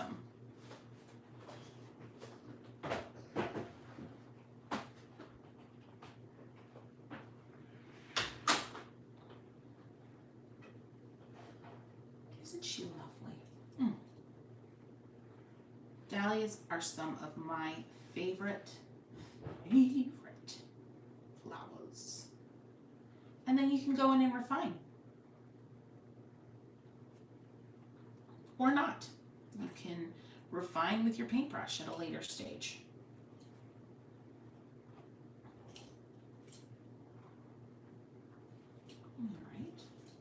I'm going to start thinking about greenery. I'm not working from any specific greenery. I don't have something in my hand for a leaf, so I'm making it up. But I want to get a little bit of a roadmap going. I'm going to do some bigger buds. I'm going to do a little cluster of 3, so I'm going to block those in.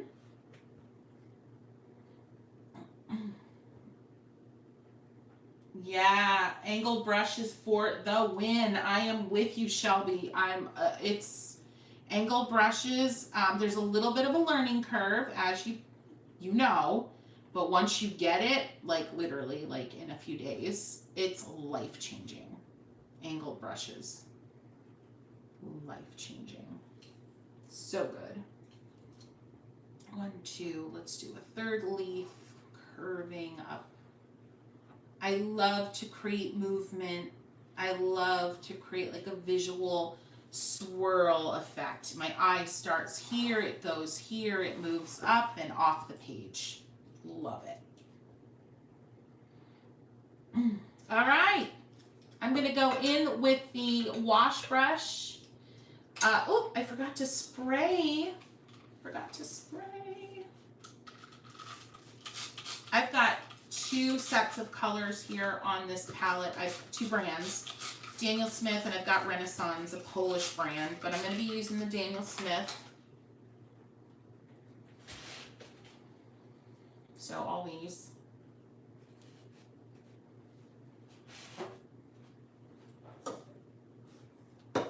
get into it. Start with the buff titanium. And I am going over the entire piece.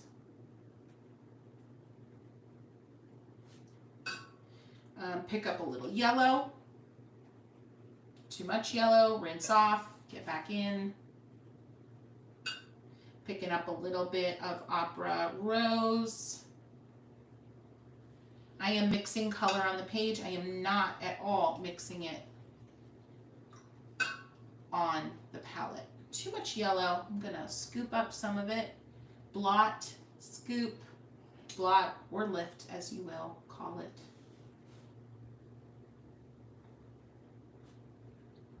Little tip, if you go outside the lines, it's not the end of times here. You can always, a little tip I do, take a clean finger and just push it back. And usually you can quickly and efficiently correct going outside of the lines. I've got more buff, that creamy ivory from Daniel Smith on my brush, and I am just working out the color. And by doing all this, I'm creating a really interesting peachy, yellow, pinky vibe.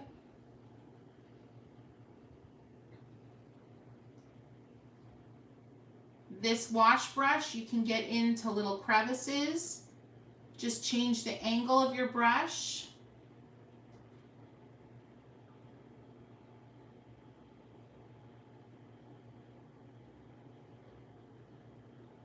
You'll be shocked at how much detail you can get.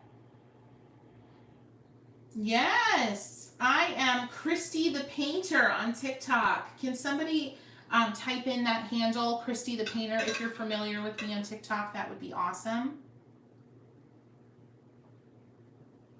All right, let's get into it. Some green over here. Let these colors mix into each other a little bit. Don't be afraid. I let some of that green travel into my peach flower. It's okay. A little bit of buff as well.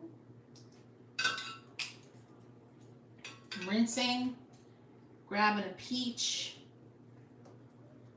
putting it in the center of my buds, grabbing a little pink also in the center. Boom.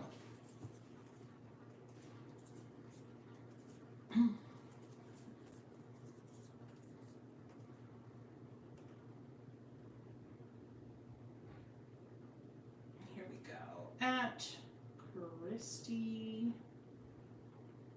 the Painter.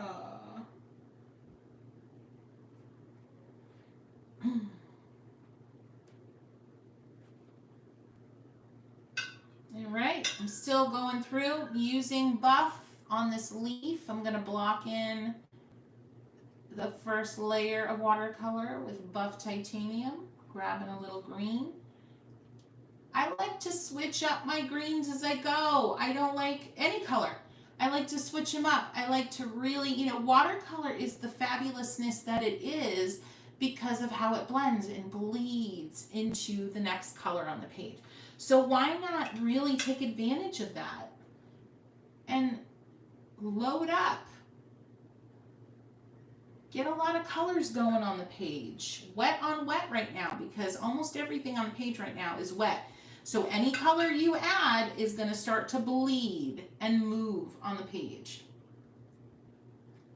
When I first started here, that was wet on dry. Once your page is wet though, you're in the wet on wet territory. I call all of that wet on dry, wet on wet, wet on damp, which enough people don't talk about. It's all wowed. That's what I call it, wowed. Because when you master the trifecta of watercolor techniques, you's gonna be wowed. I know, I'm weird.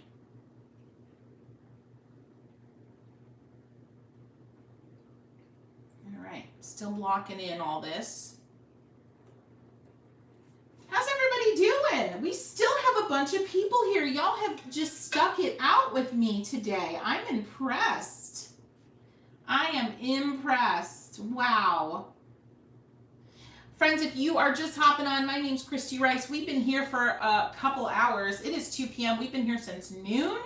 We've been talking motivation. We've been doing palette tours. We are touring my new brush set that's just become available on Amazon. We are talking how motivation is a myth. And now we are painting a Dahlia to wrap up our day together. All right. Now I do need things to start drying out a little bit, so I'm going to stop laying down color. Got like a cat hair in my brush. That's not good.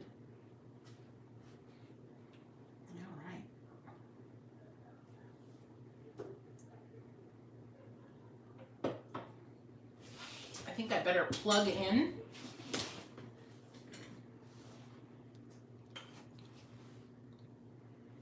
I think I'm still okay. Oh boy. My mother watches my kiddos.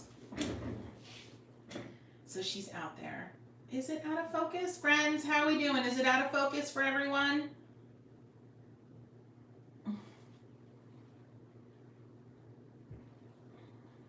Just checking in. Somebody's reporting out of focus. Just checking in. All right, I'm going to the 1/2" dagger. I'm grabbing some Opera Rose and a little bit of buff on my brush. And I'm going to start heading in with some more layers. Looks good. All good here. Okay. I know it might be if you're seeing things out of focus and no one else is seeing it, it typically means there might be like a connectivity issue on your end specifically. I know that happens to me all the time. All right, friends, now we are on wet on damp territory. My page here isn't soaking wet, but it's still damp. So I'm laying down color and it is diffusing, which means it's softening, but not as quickly as it would if the page was super wet. Same thing here in the leaf. See that? So you can do some really fun stuff because the color is going to diffuse, but not as fast, right? So get in it.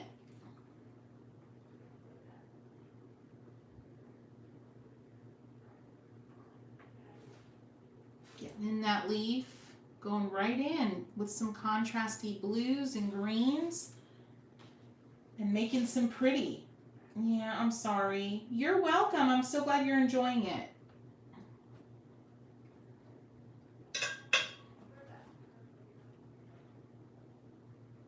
I bounce around often when I'm painting. Don't feel like you have to stay in the same leaf until it's, quote, done. You do not. This is still pretty wet up here, so anything you lay down, if you see puddles, just know that you're going to be Your color is going to be a little more out of control. You're going to see more spread. You're going to see more explosions when you see puddles. So if you lay color down into an area that is a puddle, it's going to either create more of a puddle or it's going to explode. So, all good things, but it's good to know. It's good for you to become familiar with what's going to happen with your color as you work. It's really helpful. You can set your expectations. You can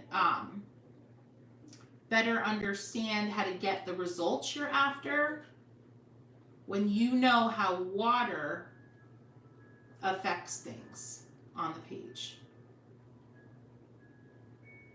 I'm just refining my shapes here. I'm totally going outside of the lines that I initially sketched. The rules of watercolor will tell you to work up darkness intensity. So start super light and just build intensity of color. And I break that rule all the time, like I am now. I'm going right in with some darker greens. I got a little bit of blue on my brush, and I am adding intense contrast right away, early in my painting. Because that to me is often very satisfying, and it makes me feel like I am successful in my painting. You may prefer to build up as the rules dictate. I typically do not. I'm giving you permission, however, to break that rule. But I am not saying that you have to follow. I'm not trying to recreate a new rule. I'm not. I just really think it's important for you to know that the rules are for you to break. Just like that.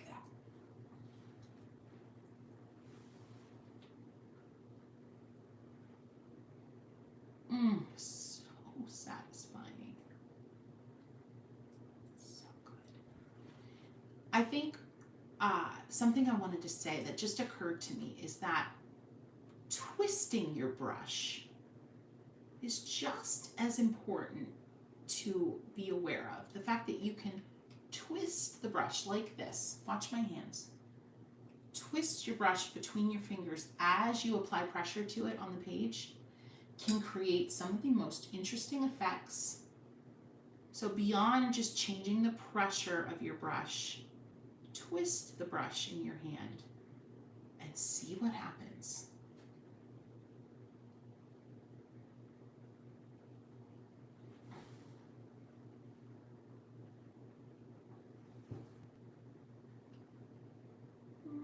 Not sure. I'm going to leave that little white space. I'm not sure about it yet, but I'm going to leave it for now. This is me killing time to let this flower dry a little bit. But at the same time, I'm adding a lot of nice contrast into areas of my painting, creating a really good foundation for my composition, and just having fun. See that twist? Subtle twisting.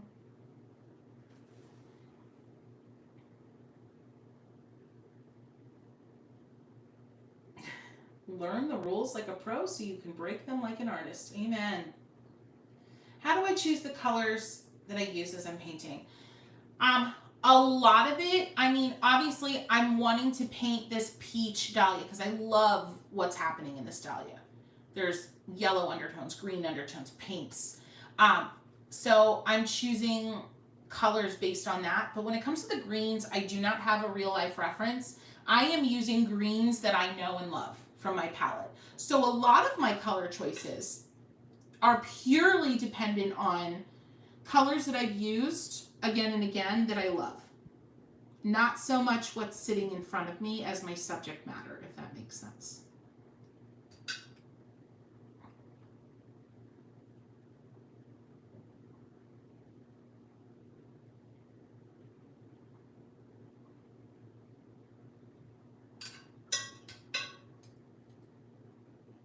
Yeah, the twist.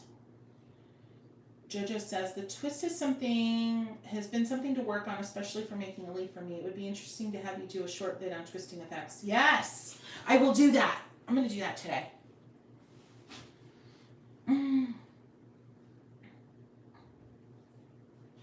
Honestly, I think keeping your, especially, okay, I don't think you need to put your brushes back into the card loops every time, especially if you're just at home. But if you're traveling with those brushes, I think it's an excellent idea to put them in that, on that card. So yes, I would keep the card. Because if you're gonna travel with those brushes, you're gonna want to secure them somehow. So yeah, that definitely was part of my intention. Yeah.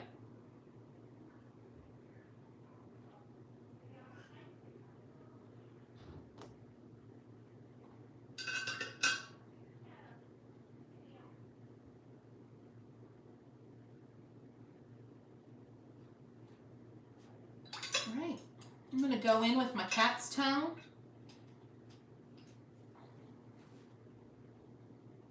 And I'm gonna get into this Dahlia.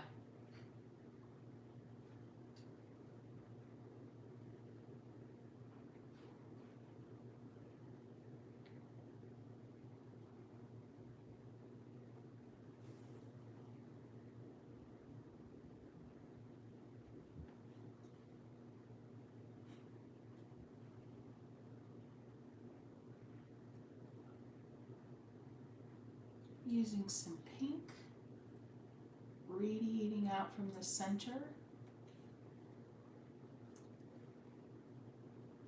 and letting that pink kind of just run out on the brush in areas, reloading.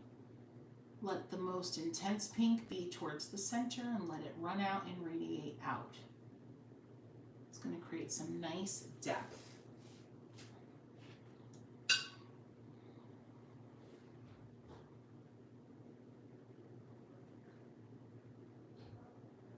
Intense, let it run out.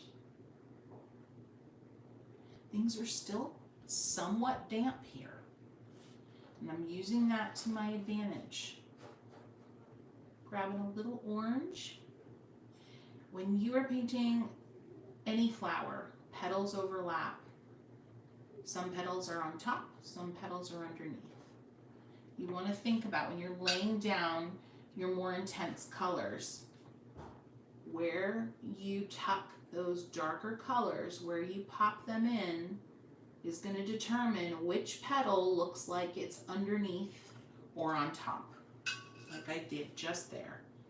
I'm going to backfill with some clean water so that darker orange I just laid down blends, blends, blends. Look at that.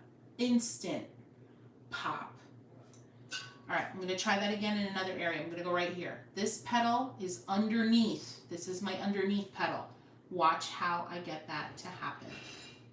Right here where they all intersect, some intense pink.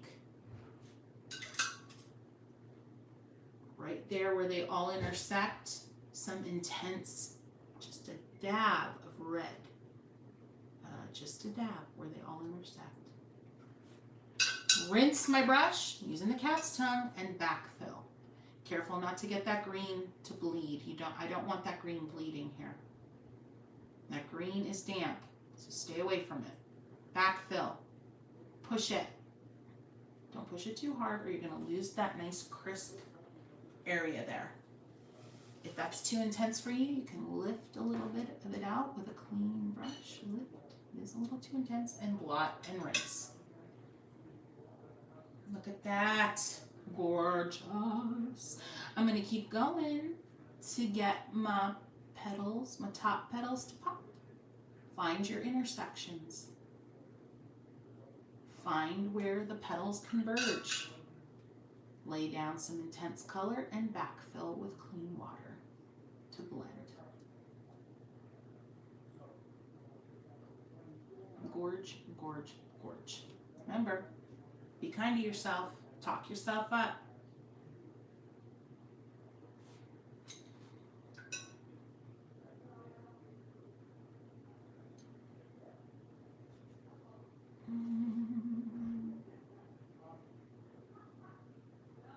Find my intersection. Fill. Rinse. Flood it in, backfill with some clean water to blend, blend, blend. Now that orange wants to travel, so I'm going to push it back, get it under control. You can backfill with another color too. You don't have to backfill with clean water. Get a little peach on my brush and backfill with a more intense peach. You see how this is happening? I struggle with choosing colors, but maybe that's what I need to do. Just find what I like and go with that. Good advice. Yeah, honestly, you know, if you are on a journey to be a realistic painter, then yes, choosing colors is really integral. And there's nothing wrong with that. That is a beautiful journey to be on. But if your journey is to paint for joy and not necessarily realism, strict realism, figure out what your favorites are and gravitate to those. Figure out what your favorites are. I'm going to turn the page to access some areas in an easier way so I don't smudge. Find your intersections.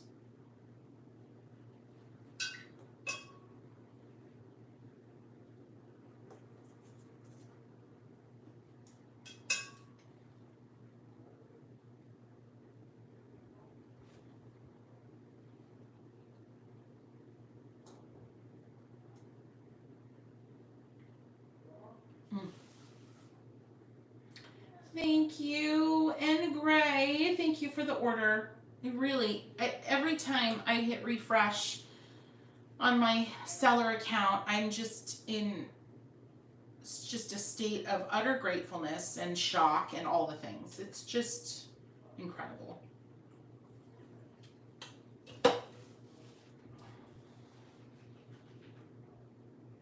All right, I'm feeling like I want more detail. One thing I say all the time, friends, is to paint in a way that keeps you motivated to paint. So right now, the rules would tell me to not be going and getting too crazy with detail. The rules of realism would tell me to slowly build up texture and slowly build up shadows. But the rules of fun and the rules of joy tell me to do what feels good. And that's what I'm going to do. And I want some line work going on now. So I'm having at it.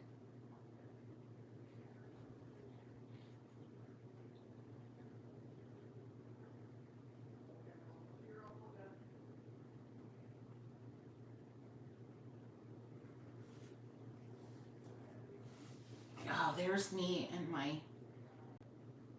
the way I hold my brush, I just tend to hide what I'm doing. Sorry. There. You should be able to see that. Using that liner brush, the Remember Joy brush, and I am just following the contours of this petal,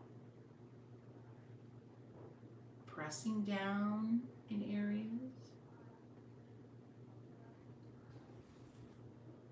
Pretty. Oh, Christian, thank you. Which one? The new one? The new book? Spirited Watercolor? Good stuff. Lots to work through. That book will keep you entertained for the better part of a year. I'm telling you, there's so much happening in that book.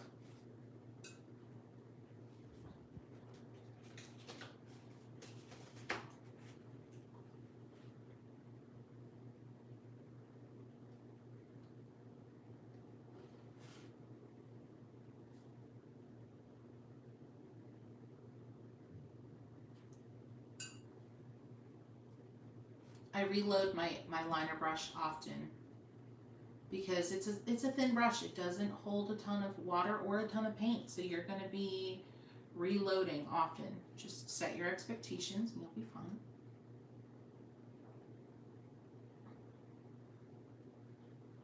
My husband says that all the time. I deal with a lot of anxiety, and my husband tells me, honey, you need to reset your expectations. And he's so right. I might need to reset my expectations 10 times during a day, and that's true of your painting experience. If something is frustrating you and happening again and again, reset your expectations and say, self, something isn't working here. Let's figure it out. Backtrack a little, reset the expectations. I might not reach this milestone today, and it's okay, right? I might not reach this milestone this week like I thought I was going to, and it's okay, because every brushstroke has value. Every time you put down a mark on paper, you're learning something. You're moving forward. Every time. No effort is lost. No effort is wasted. Reset your expectations. Look at that. You can fill with a liner. Look at what I'm doing here. I love to push my brushes beyond what they're typically expected to do. It's one of my favorite things. Right? Should be a mantra for living, for the love. You're not kidding. Reset your expectations. When you approach a new situation with the old expectations, you're setting yourself up for a mountain of disappointment. All right, I'm gonna let things simmer a little bit on my flower, and I'm gonna go do some of the fun line work in the leaves. I will say this, friends, if you're doing a little bit more of a realistic version of this painting, you could build and build and build for hours this kind of detail, just with the same kind of approach, but with more subtle colors, built over time, layered over top again and again and again. And that's fun stuff. If that sounds interesting to you, try it. Take all these techniques and just build your color slowly. So cathartic, so cathartic of a way to paint. It's not how I paint every day, but oh, it's fun. Yes, I'm adding pink and orange to the veins of my leaf because I can and because I've done it before, and I know that it is incredibly satisfying.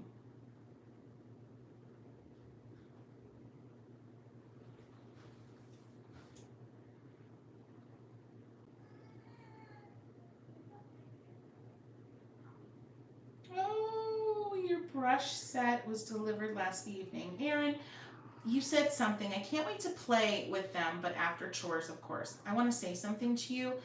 Take it or leave it. Take it, disagree or agree, but I just feel called to say something to you. Please don't take it as anything more than unsolicited advice. I want you to think about finding one chore that gives you 10 minutes of time back. One chore that can wait. One chore that is not urgent. And get to your brush experiments that much sooner, okay? One chore. 10 minutes. What one can wait?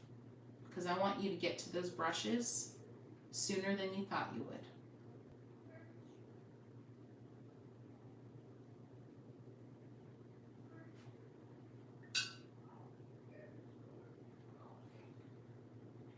I'm just experimenting here with adding line work on a lighter leaf that I haven't built up color on. I've reset my expectations with this liner brush and my line work because I'm working on rough paper, so I'm going to get a lot more texture naturally on this paper. All right, friends, I'm about to do something really bold, but I have found to be incredibly satisfying in my journey. I'm about to go in and make some incredible, awesome happen in the background. This is something I do often at earlier stages of a painting. It's a great way to wrap up a paint session that is in progress, meaning this painting isn't done, but I do want to wrap up my time with it right now. So I'm about to do something fun, and I want you to just stick with me. Don't panic. Everything on this page is in some stage of wet. A lot of it is damp. That makes what I'm about to do a little bit more precarious, but I promise you it's okay. I promise you it can work. I can't promise you that it's going to be perfect. And I can't promise you that I'm not going to ruin this painting. But what is ruining a painting, really? All right, you ready for it? Clean water, clean-ish water. My water isn't terribly clean right now. I'm going to show you the state of my water. This is my double-welled watercolor painter's pot. The middle is my dirty, and then the outer is my less dirty. This is the state of my water. I'm not changing my water. Friends, we're going to do a wet on wet background right now. This is how we're wrapping up our time together. I intend to go out with a bang today. I am using my flat wash brush. I am holding it at about like a 45-degree angle. 45? It's about a 45. And I'm filling in just with my cleanish water. And yes, I'm going right next to that leaf that I just painted that is still very wet, and if I touch down into it, I'm going to get bleeding color, and it's okay.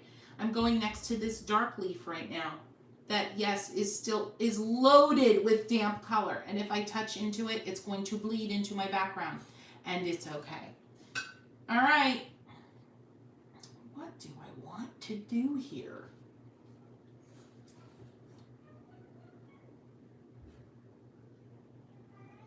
Let it bleed, let it flow, let it go.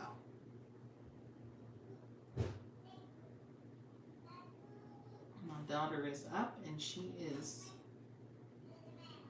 chatting up a storm, so you may hear her in the background.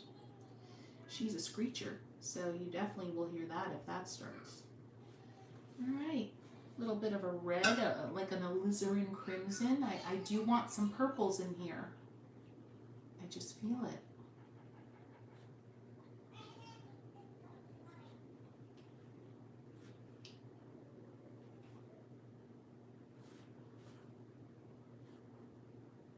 I did a series of originals last year during the height of the pandemic. Well, last year's height.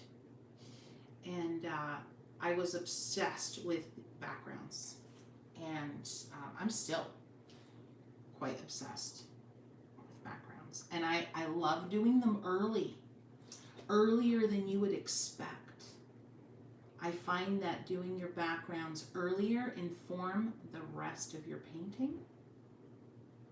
Can you believe the precision that I'm getting with this wash brush?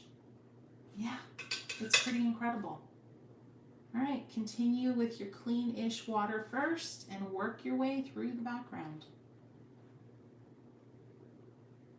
Keep a wet edge by working rather quickly, but also keep a wet edge by just putting enough water down first that your page stays really wet. If you're using a student grade watercolor paper, you're going to need more water because those dry quicker. So there's nothing wrong with them. Just know, set your expectations. You're going to need more water and you're going to need to work a little quicker. I'm pushing the color around and picking some color up. That was a little too heavy-handed right here.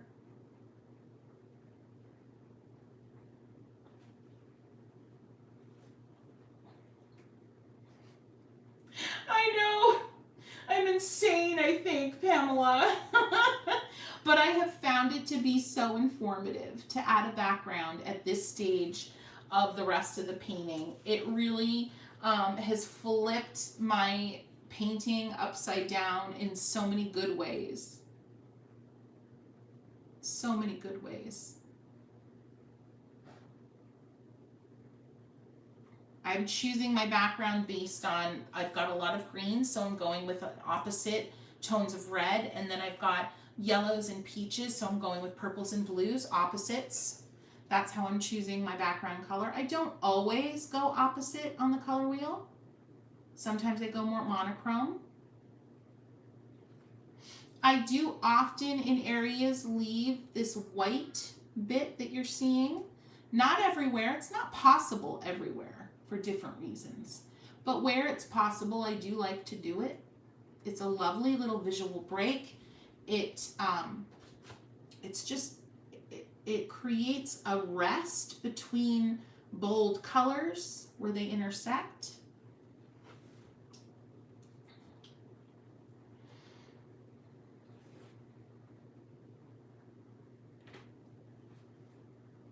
I told you today's session was going to be a long one, and I did not lie. I just felt like hanging out. Friends, if you are watching this on the replay, I'm so glad you're here. Please ask questions. I will respond to all questions. I will give you in-depth answers.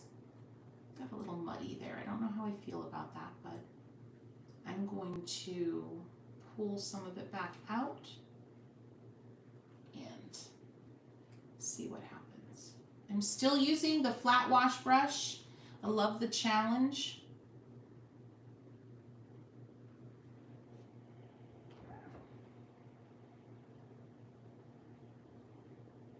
There we go. Just got some blue back in there. It's diffusing a little bit. Cleaned up that muddiness. Muddiness, though, isn't always a bad thing. It's really not. Get some of that crimson up in here.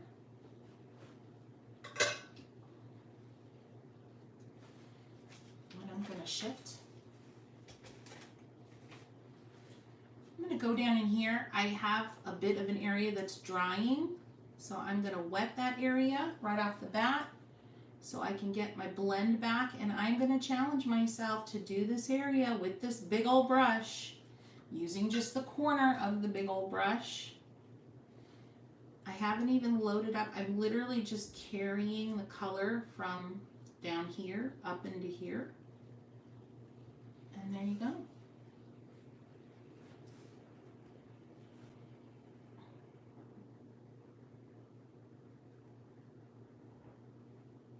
Thank you, Christian. Yeah, opposites is just a very easily satisfying way to build out backgrounds.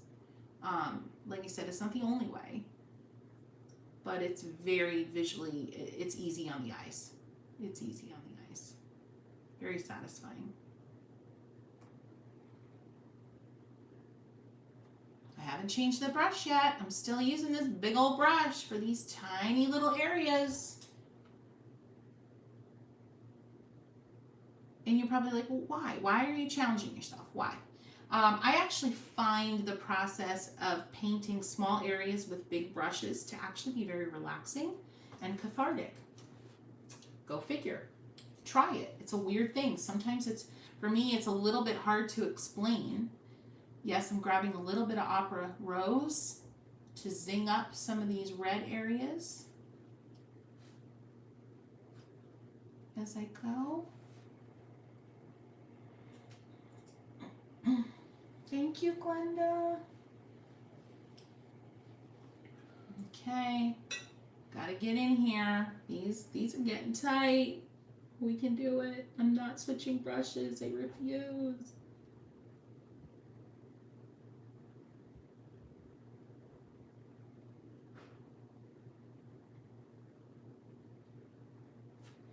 Whew. Tense. Find somewhere safe to rest your hand. If you have an active painting in this style where you're painting everywhere, you're probably not going to have a safe spot on your painting because your painting's wet. I am literally resting my hand on my palette right now.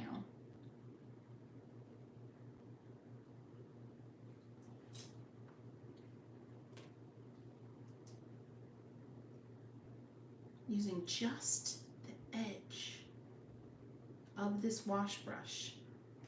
And friends, don't feel like you have to do, pull out the 1/4 inch dagger and make your life a lot easier. But I like a challenge. Just dabbing, dabbing. This is the tiniest area. that I'm attempting. Not too shabby. I'll move away so you can see what I got. This is going to be a petal. I've left this white. It's an unfinished area. Coming back to it later. I'm going to go over here before this completely dries and creates an edge for me. In these smaller areas of background, you do not need a lot of pigment or water. And if you get too much pigment or water, you're going to feel a little bit out of control. So less is more. You can build up and add more moisture, more water, and more pigment as needed. But go in soft, go in subtle, and build as needed. If you get little weird areas that are drying, splotchy, go over them with some clean water with a light hand, like this, and blend lightly. You're going to get rid of those splotches pretty easily. Thank you, Pamela. It's so fun. I hope you try it. I hope you try it. It's so fun. Your background doesn't have to just be all washy. You can create hints of leaves, berries, vines, whatever it may be.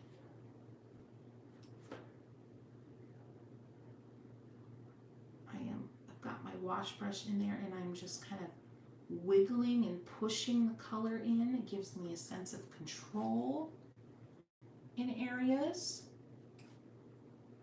that are tighter and smaller. See that? A little bit of control. Notice I haven't, in some of these areas, I haven't done wet on wet. I haven't put water down first because these are smaller areas.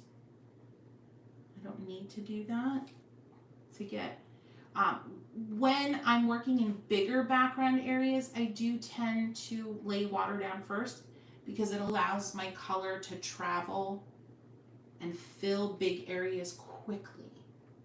But in small areas, I don't need the speed because I have a lot less area to cover.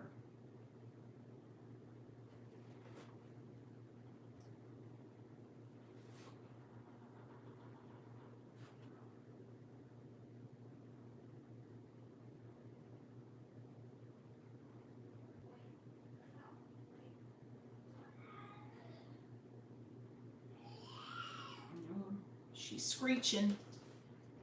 My daughter is the screeching. Tis time for Irie screeches.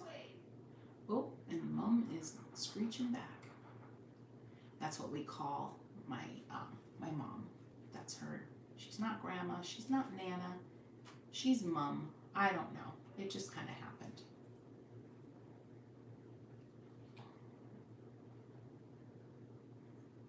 All right. Got a couple small spots to work through here, but friends, I'm going to be winding down, believe it or not. It's time. I've got to use the body. I'm a little hungry. I need to stretch, and so do you. But I hope you've had fun, and I hope you remember, be kind to yourself. Say good things to yourself as you work. Push yourself. Find the chores that can wait and get to that painting quicker. Prepare yourself for joy.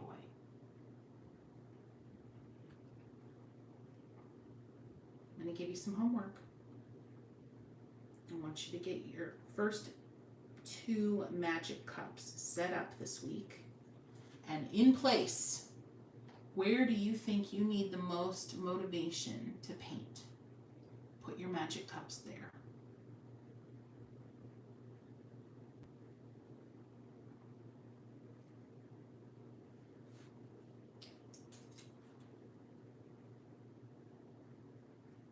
All right. Oh, one little spot here.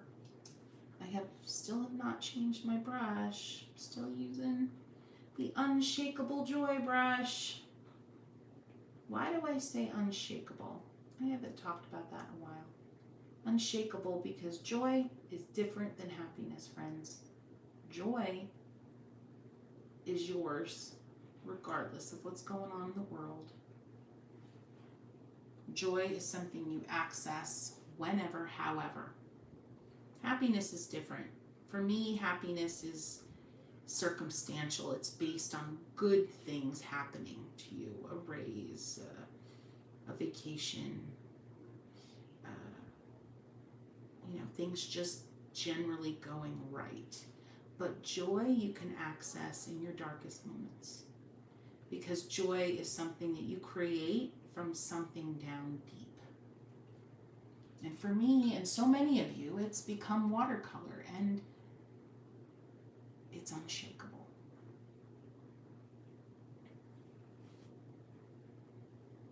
All right.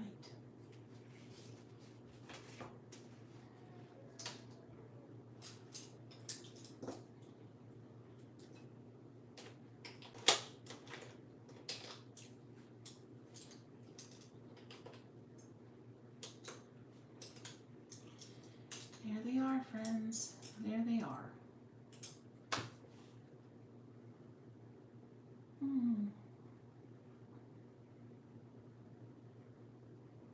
Thank you, Erin. Thank you, everyone. I'm so glad that you've been here with me today.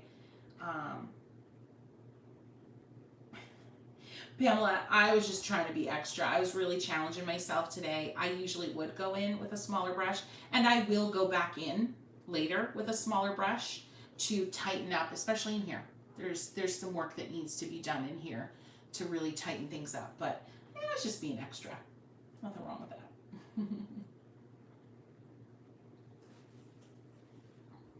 But now I have this whole other layer of color and gorgeousness going on that's going to inspire other areas. It's going to inspire what I do next with these leaves, what I do with these buds that have barely been touched. It's going to inspire what I do next with this flower. And maybe this flower won't get much more work in it.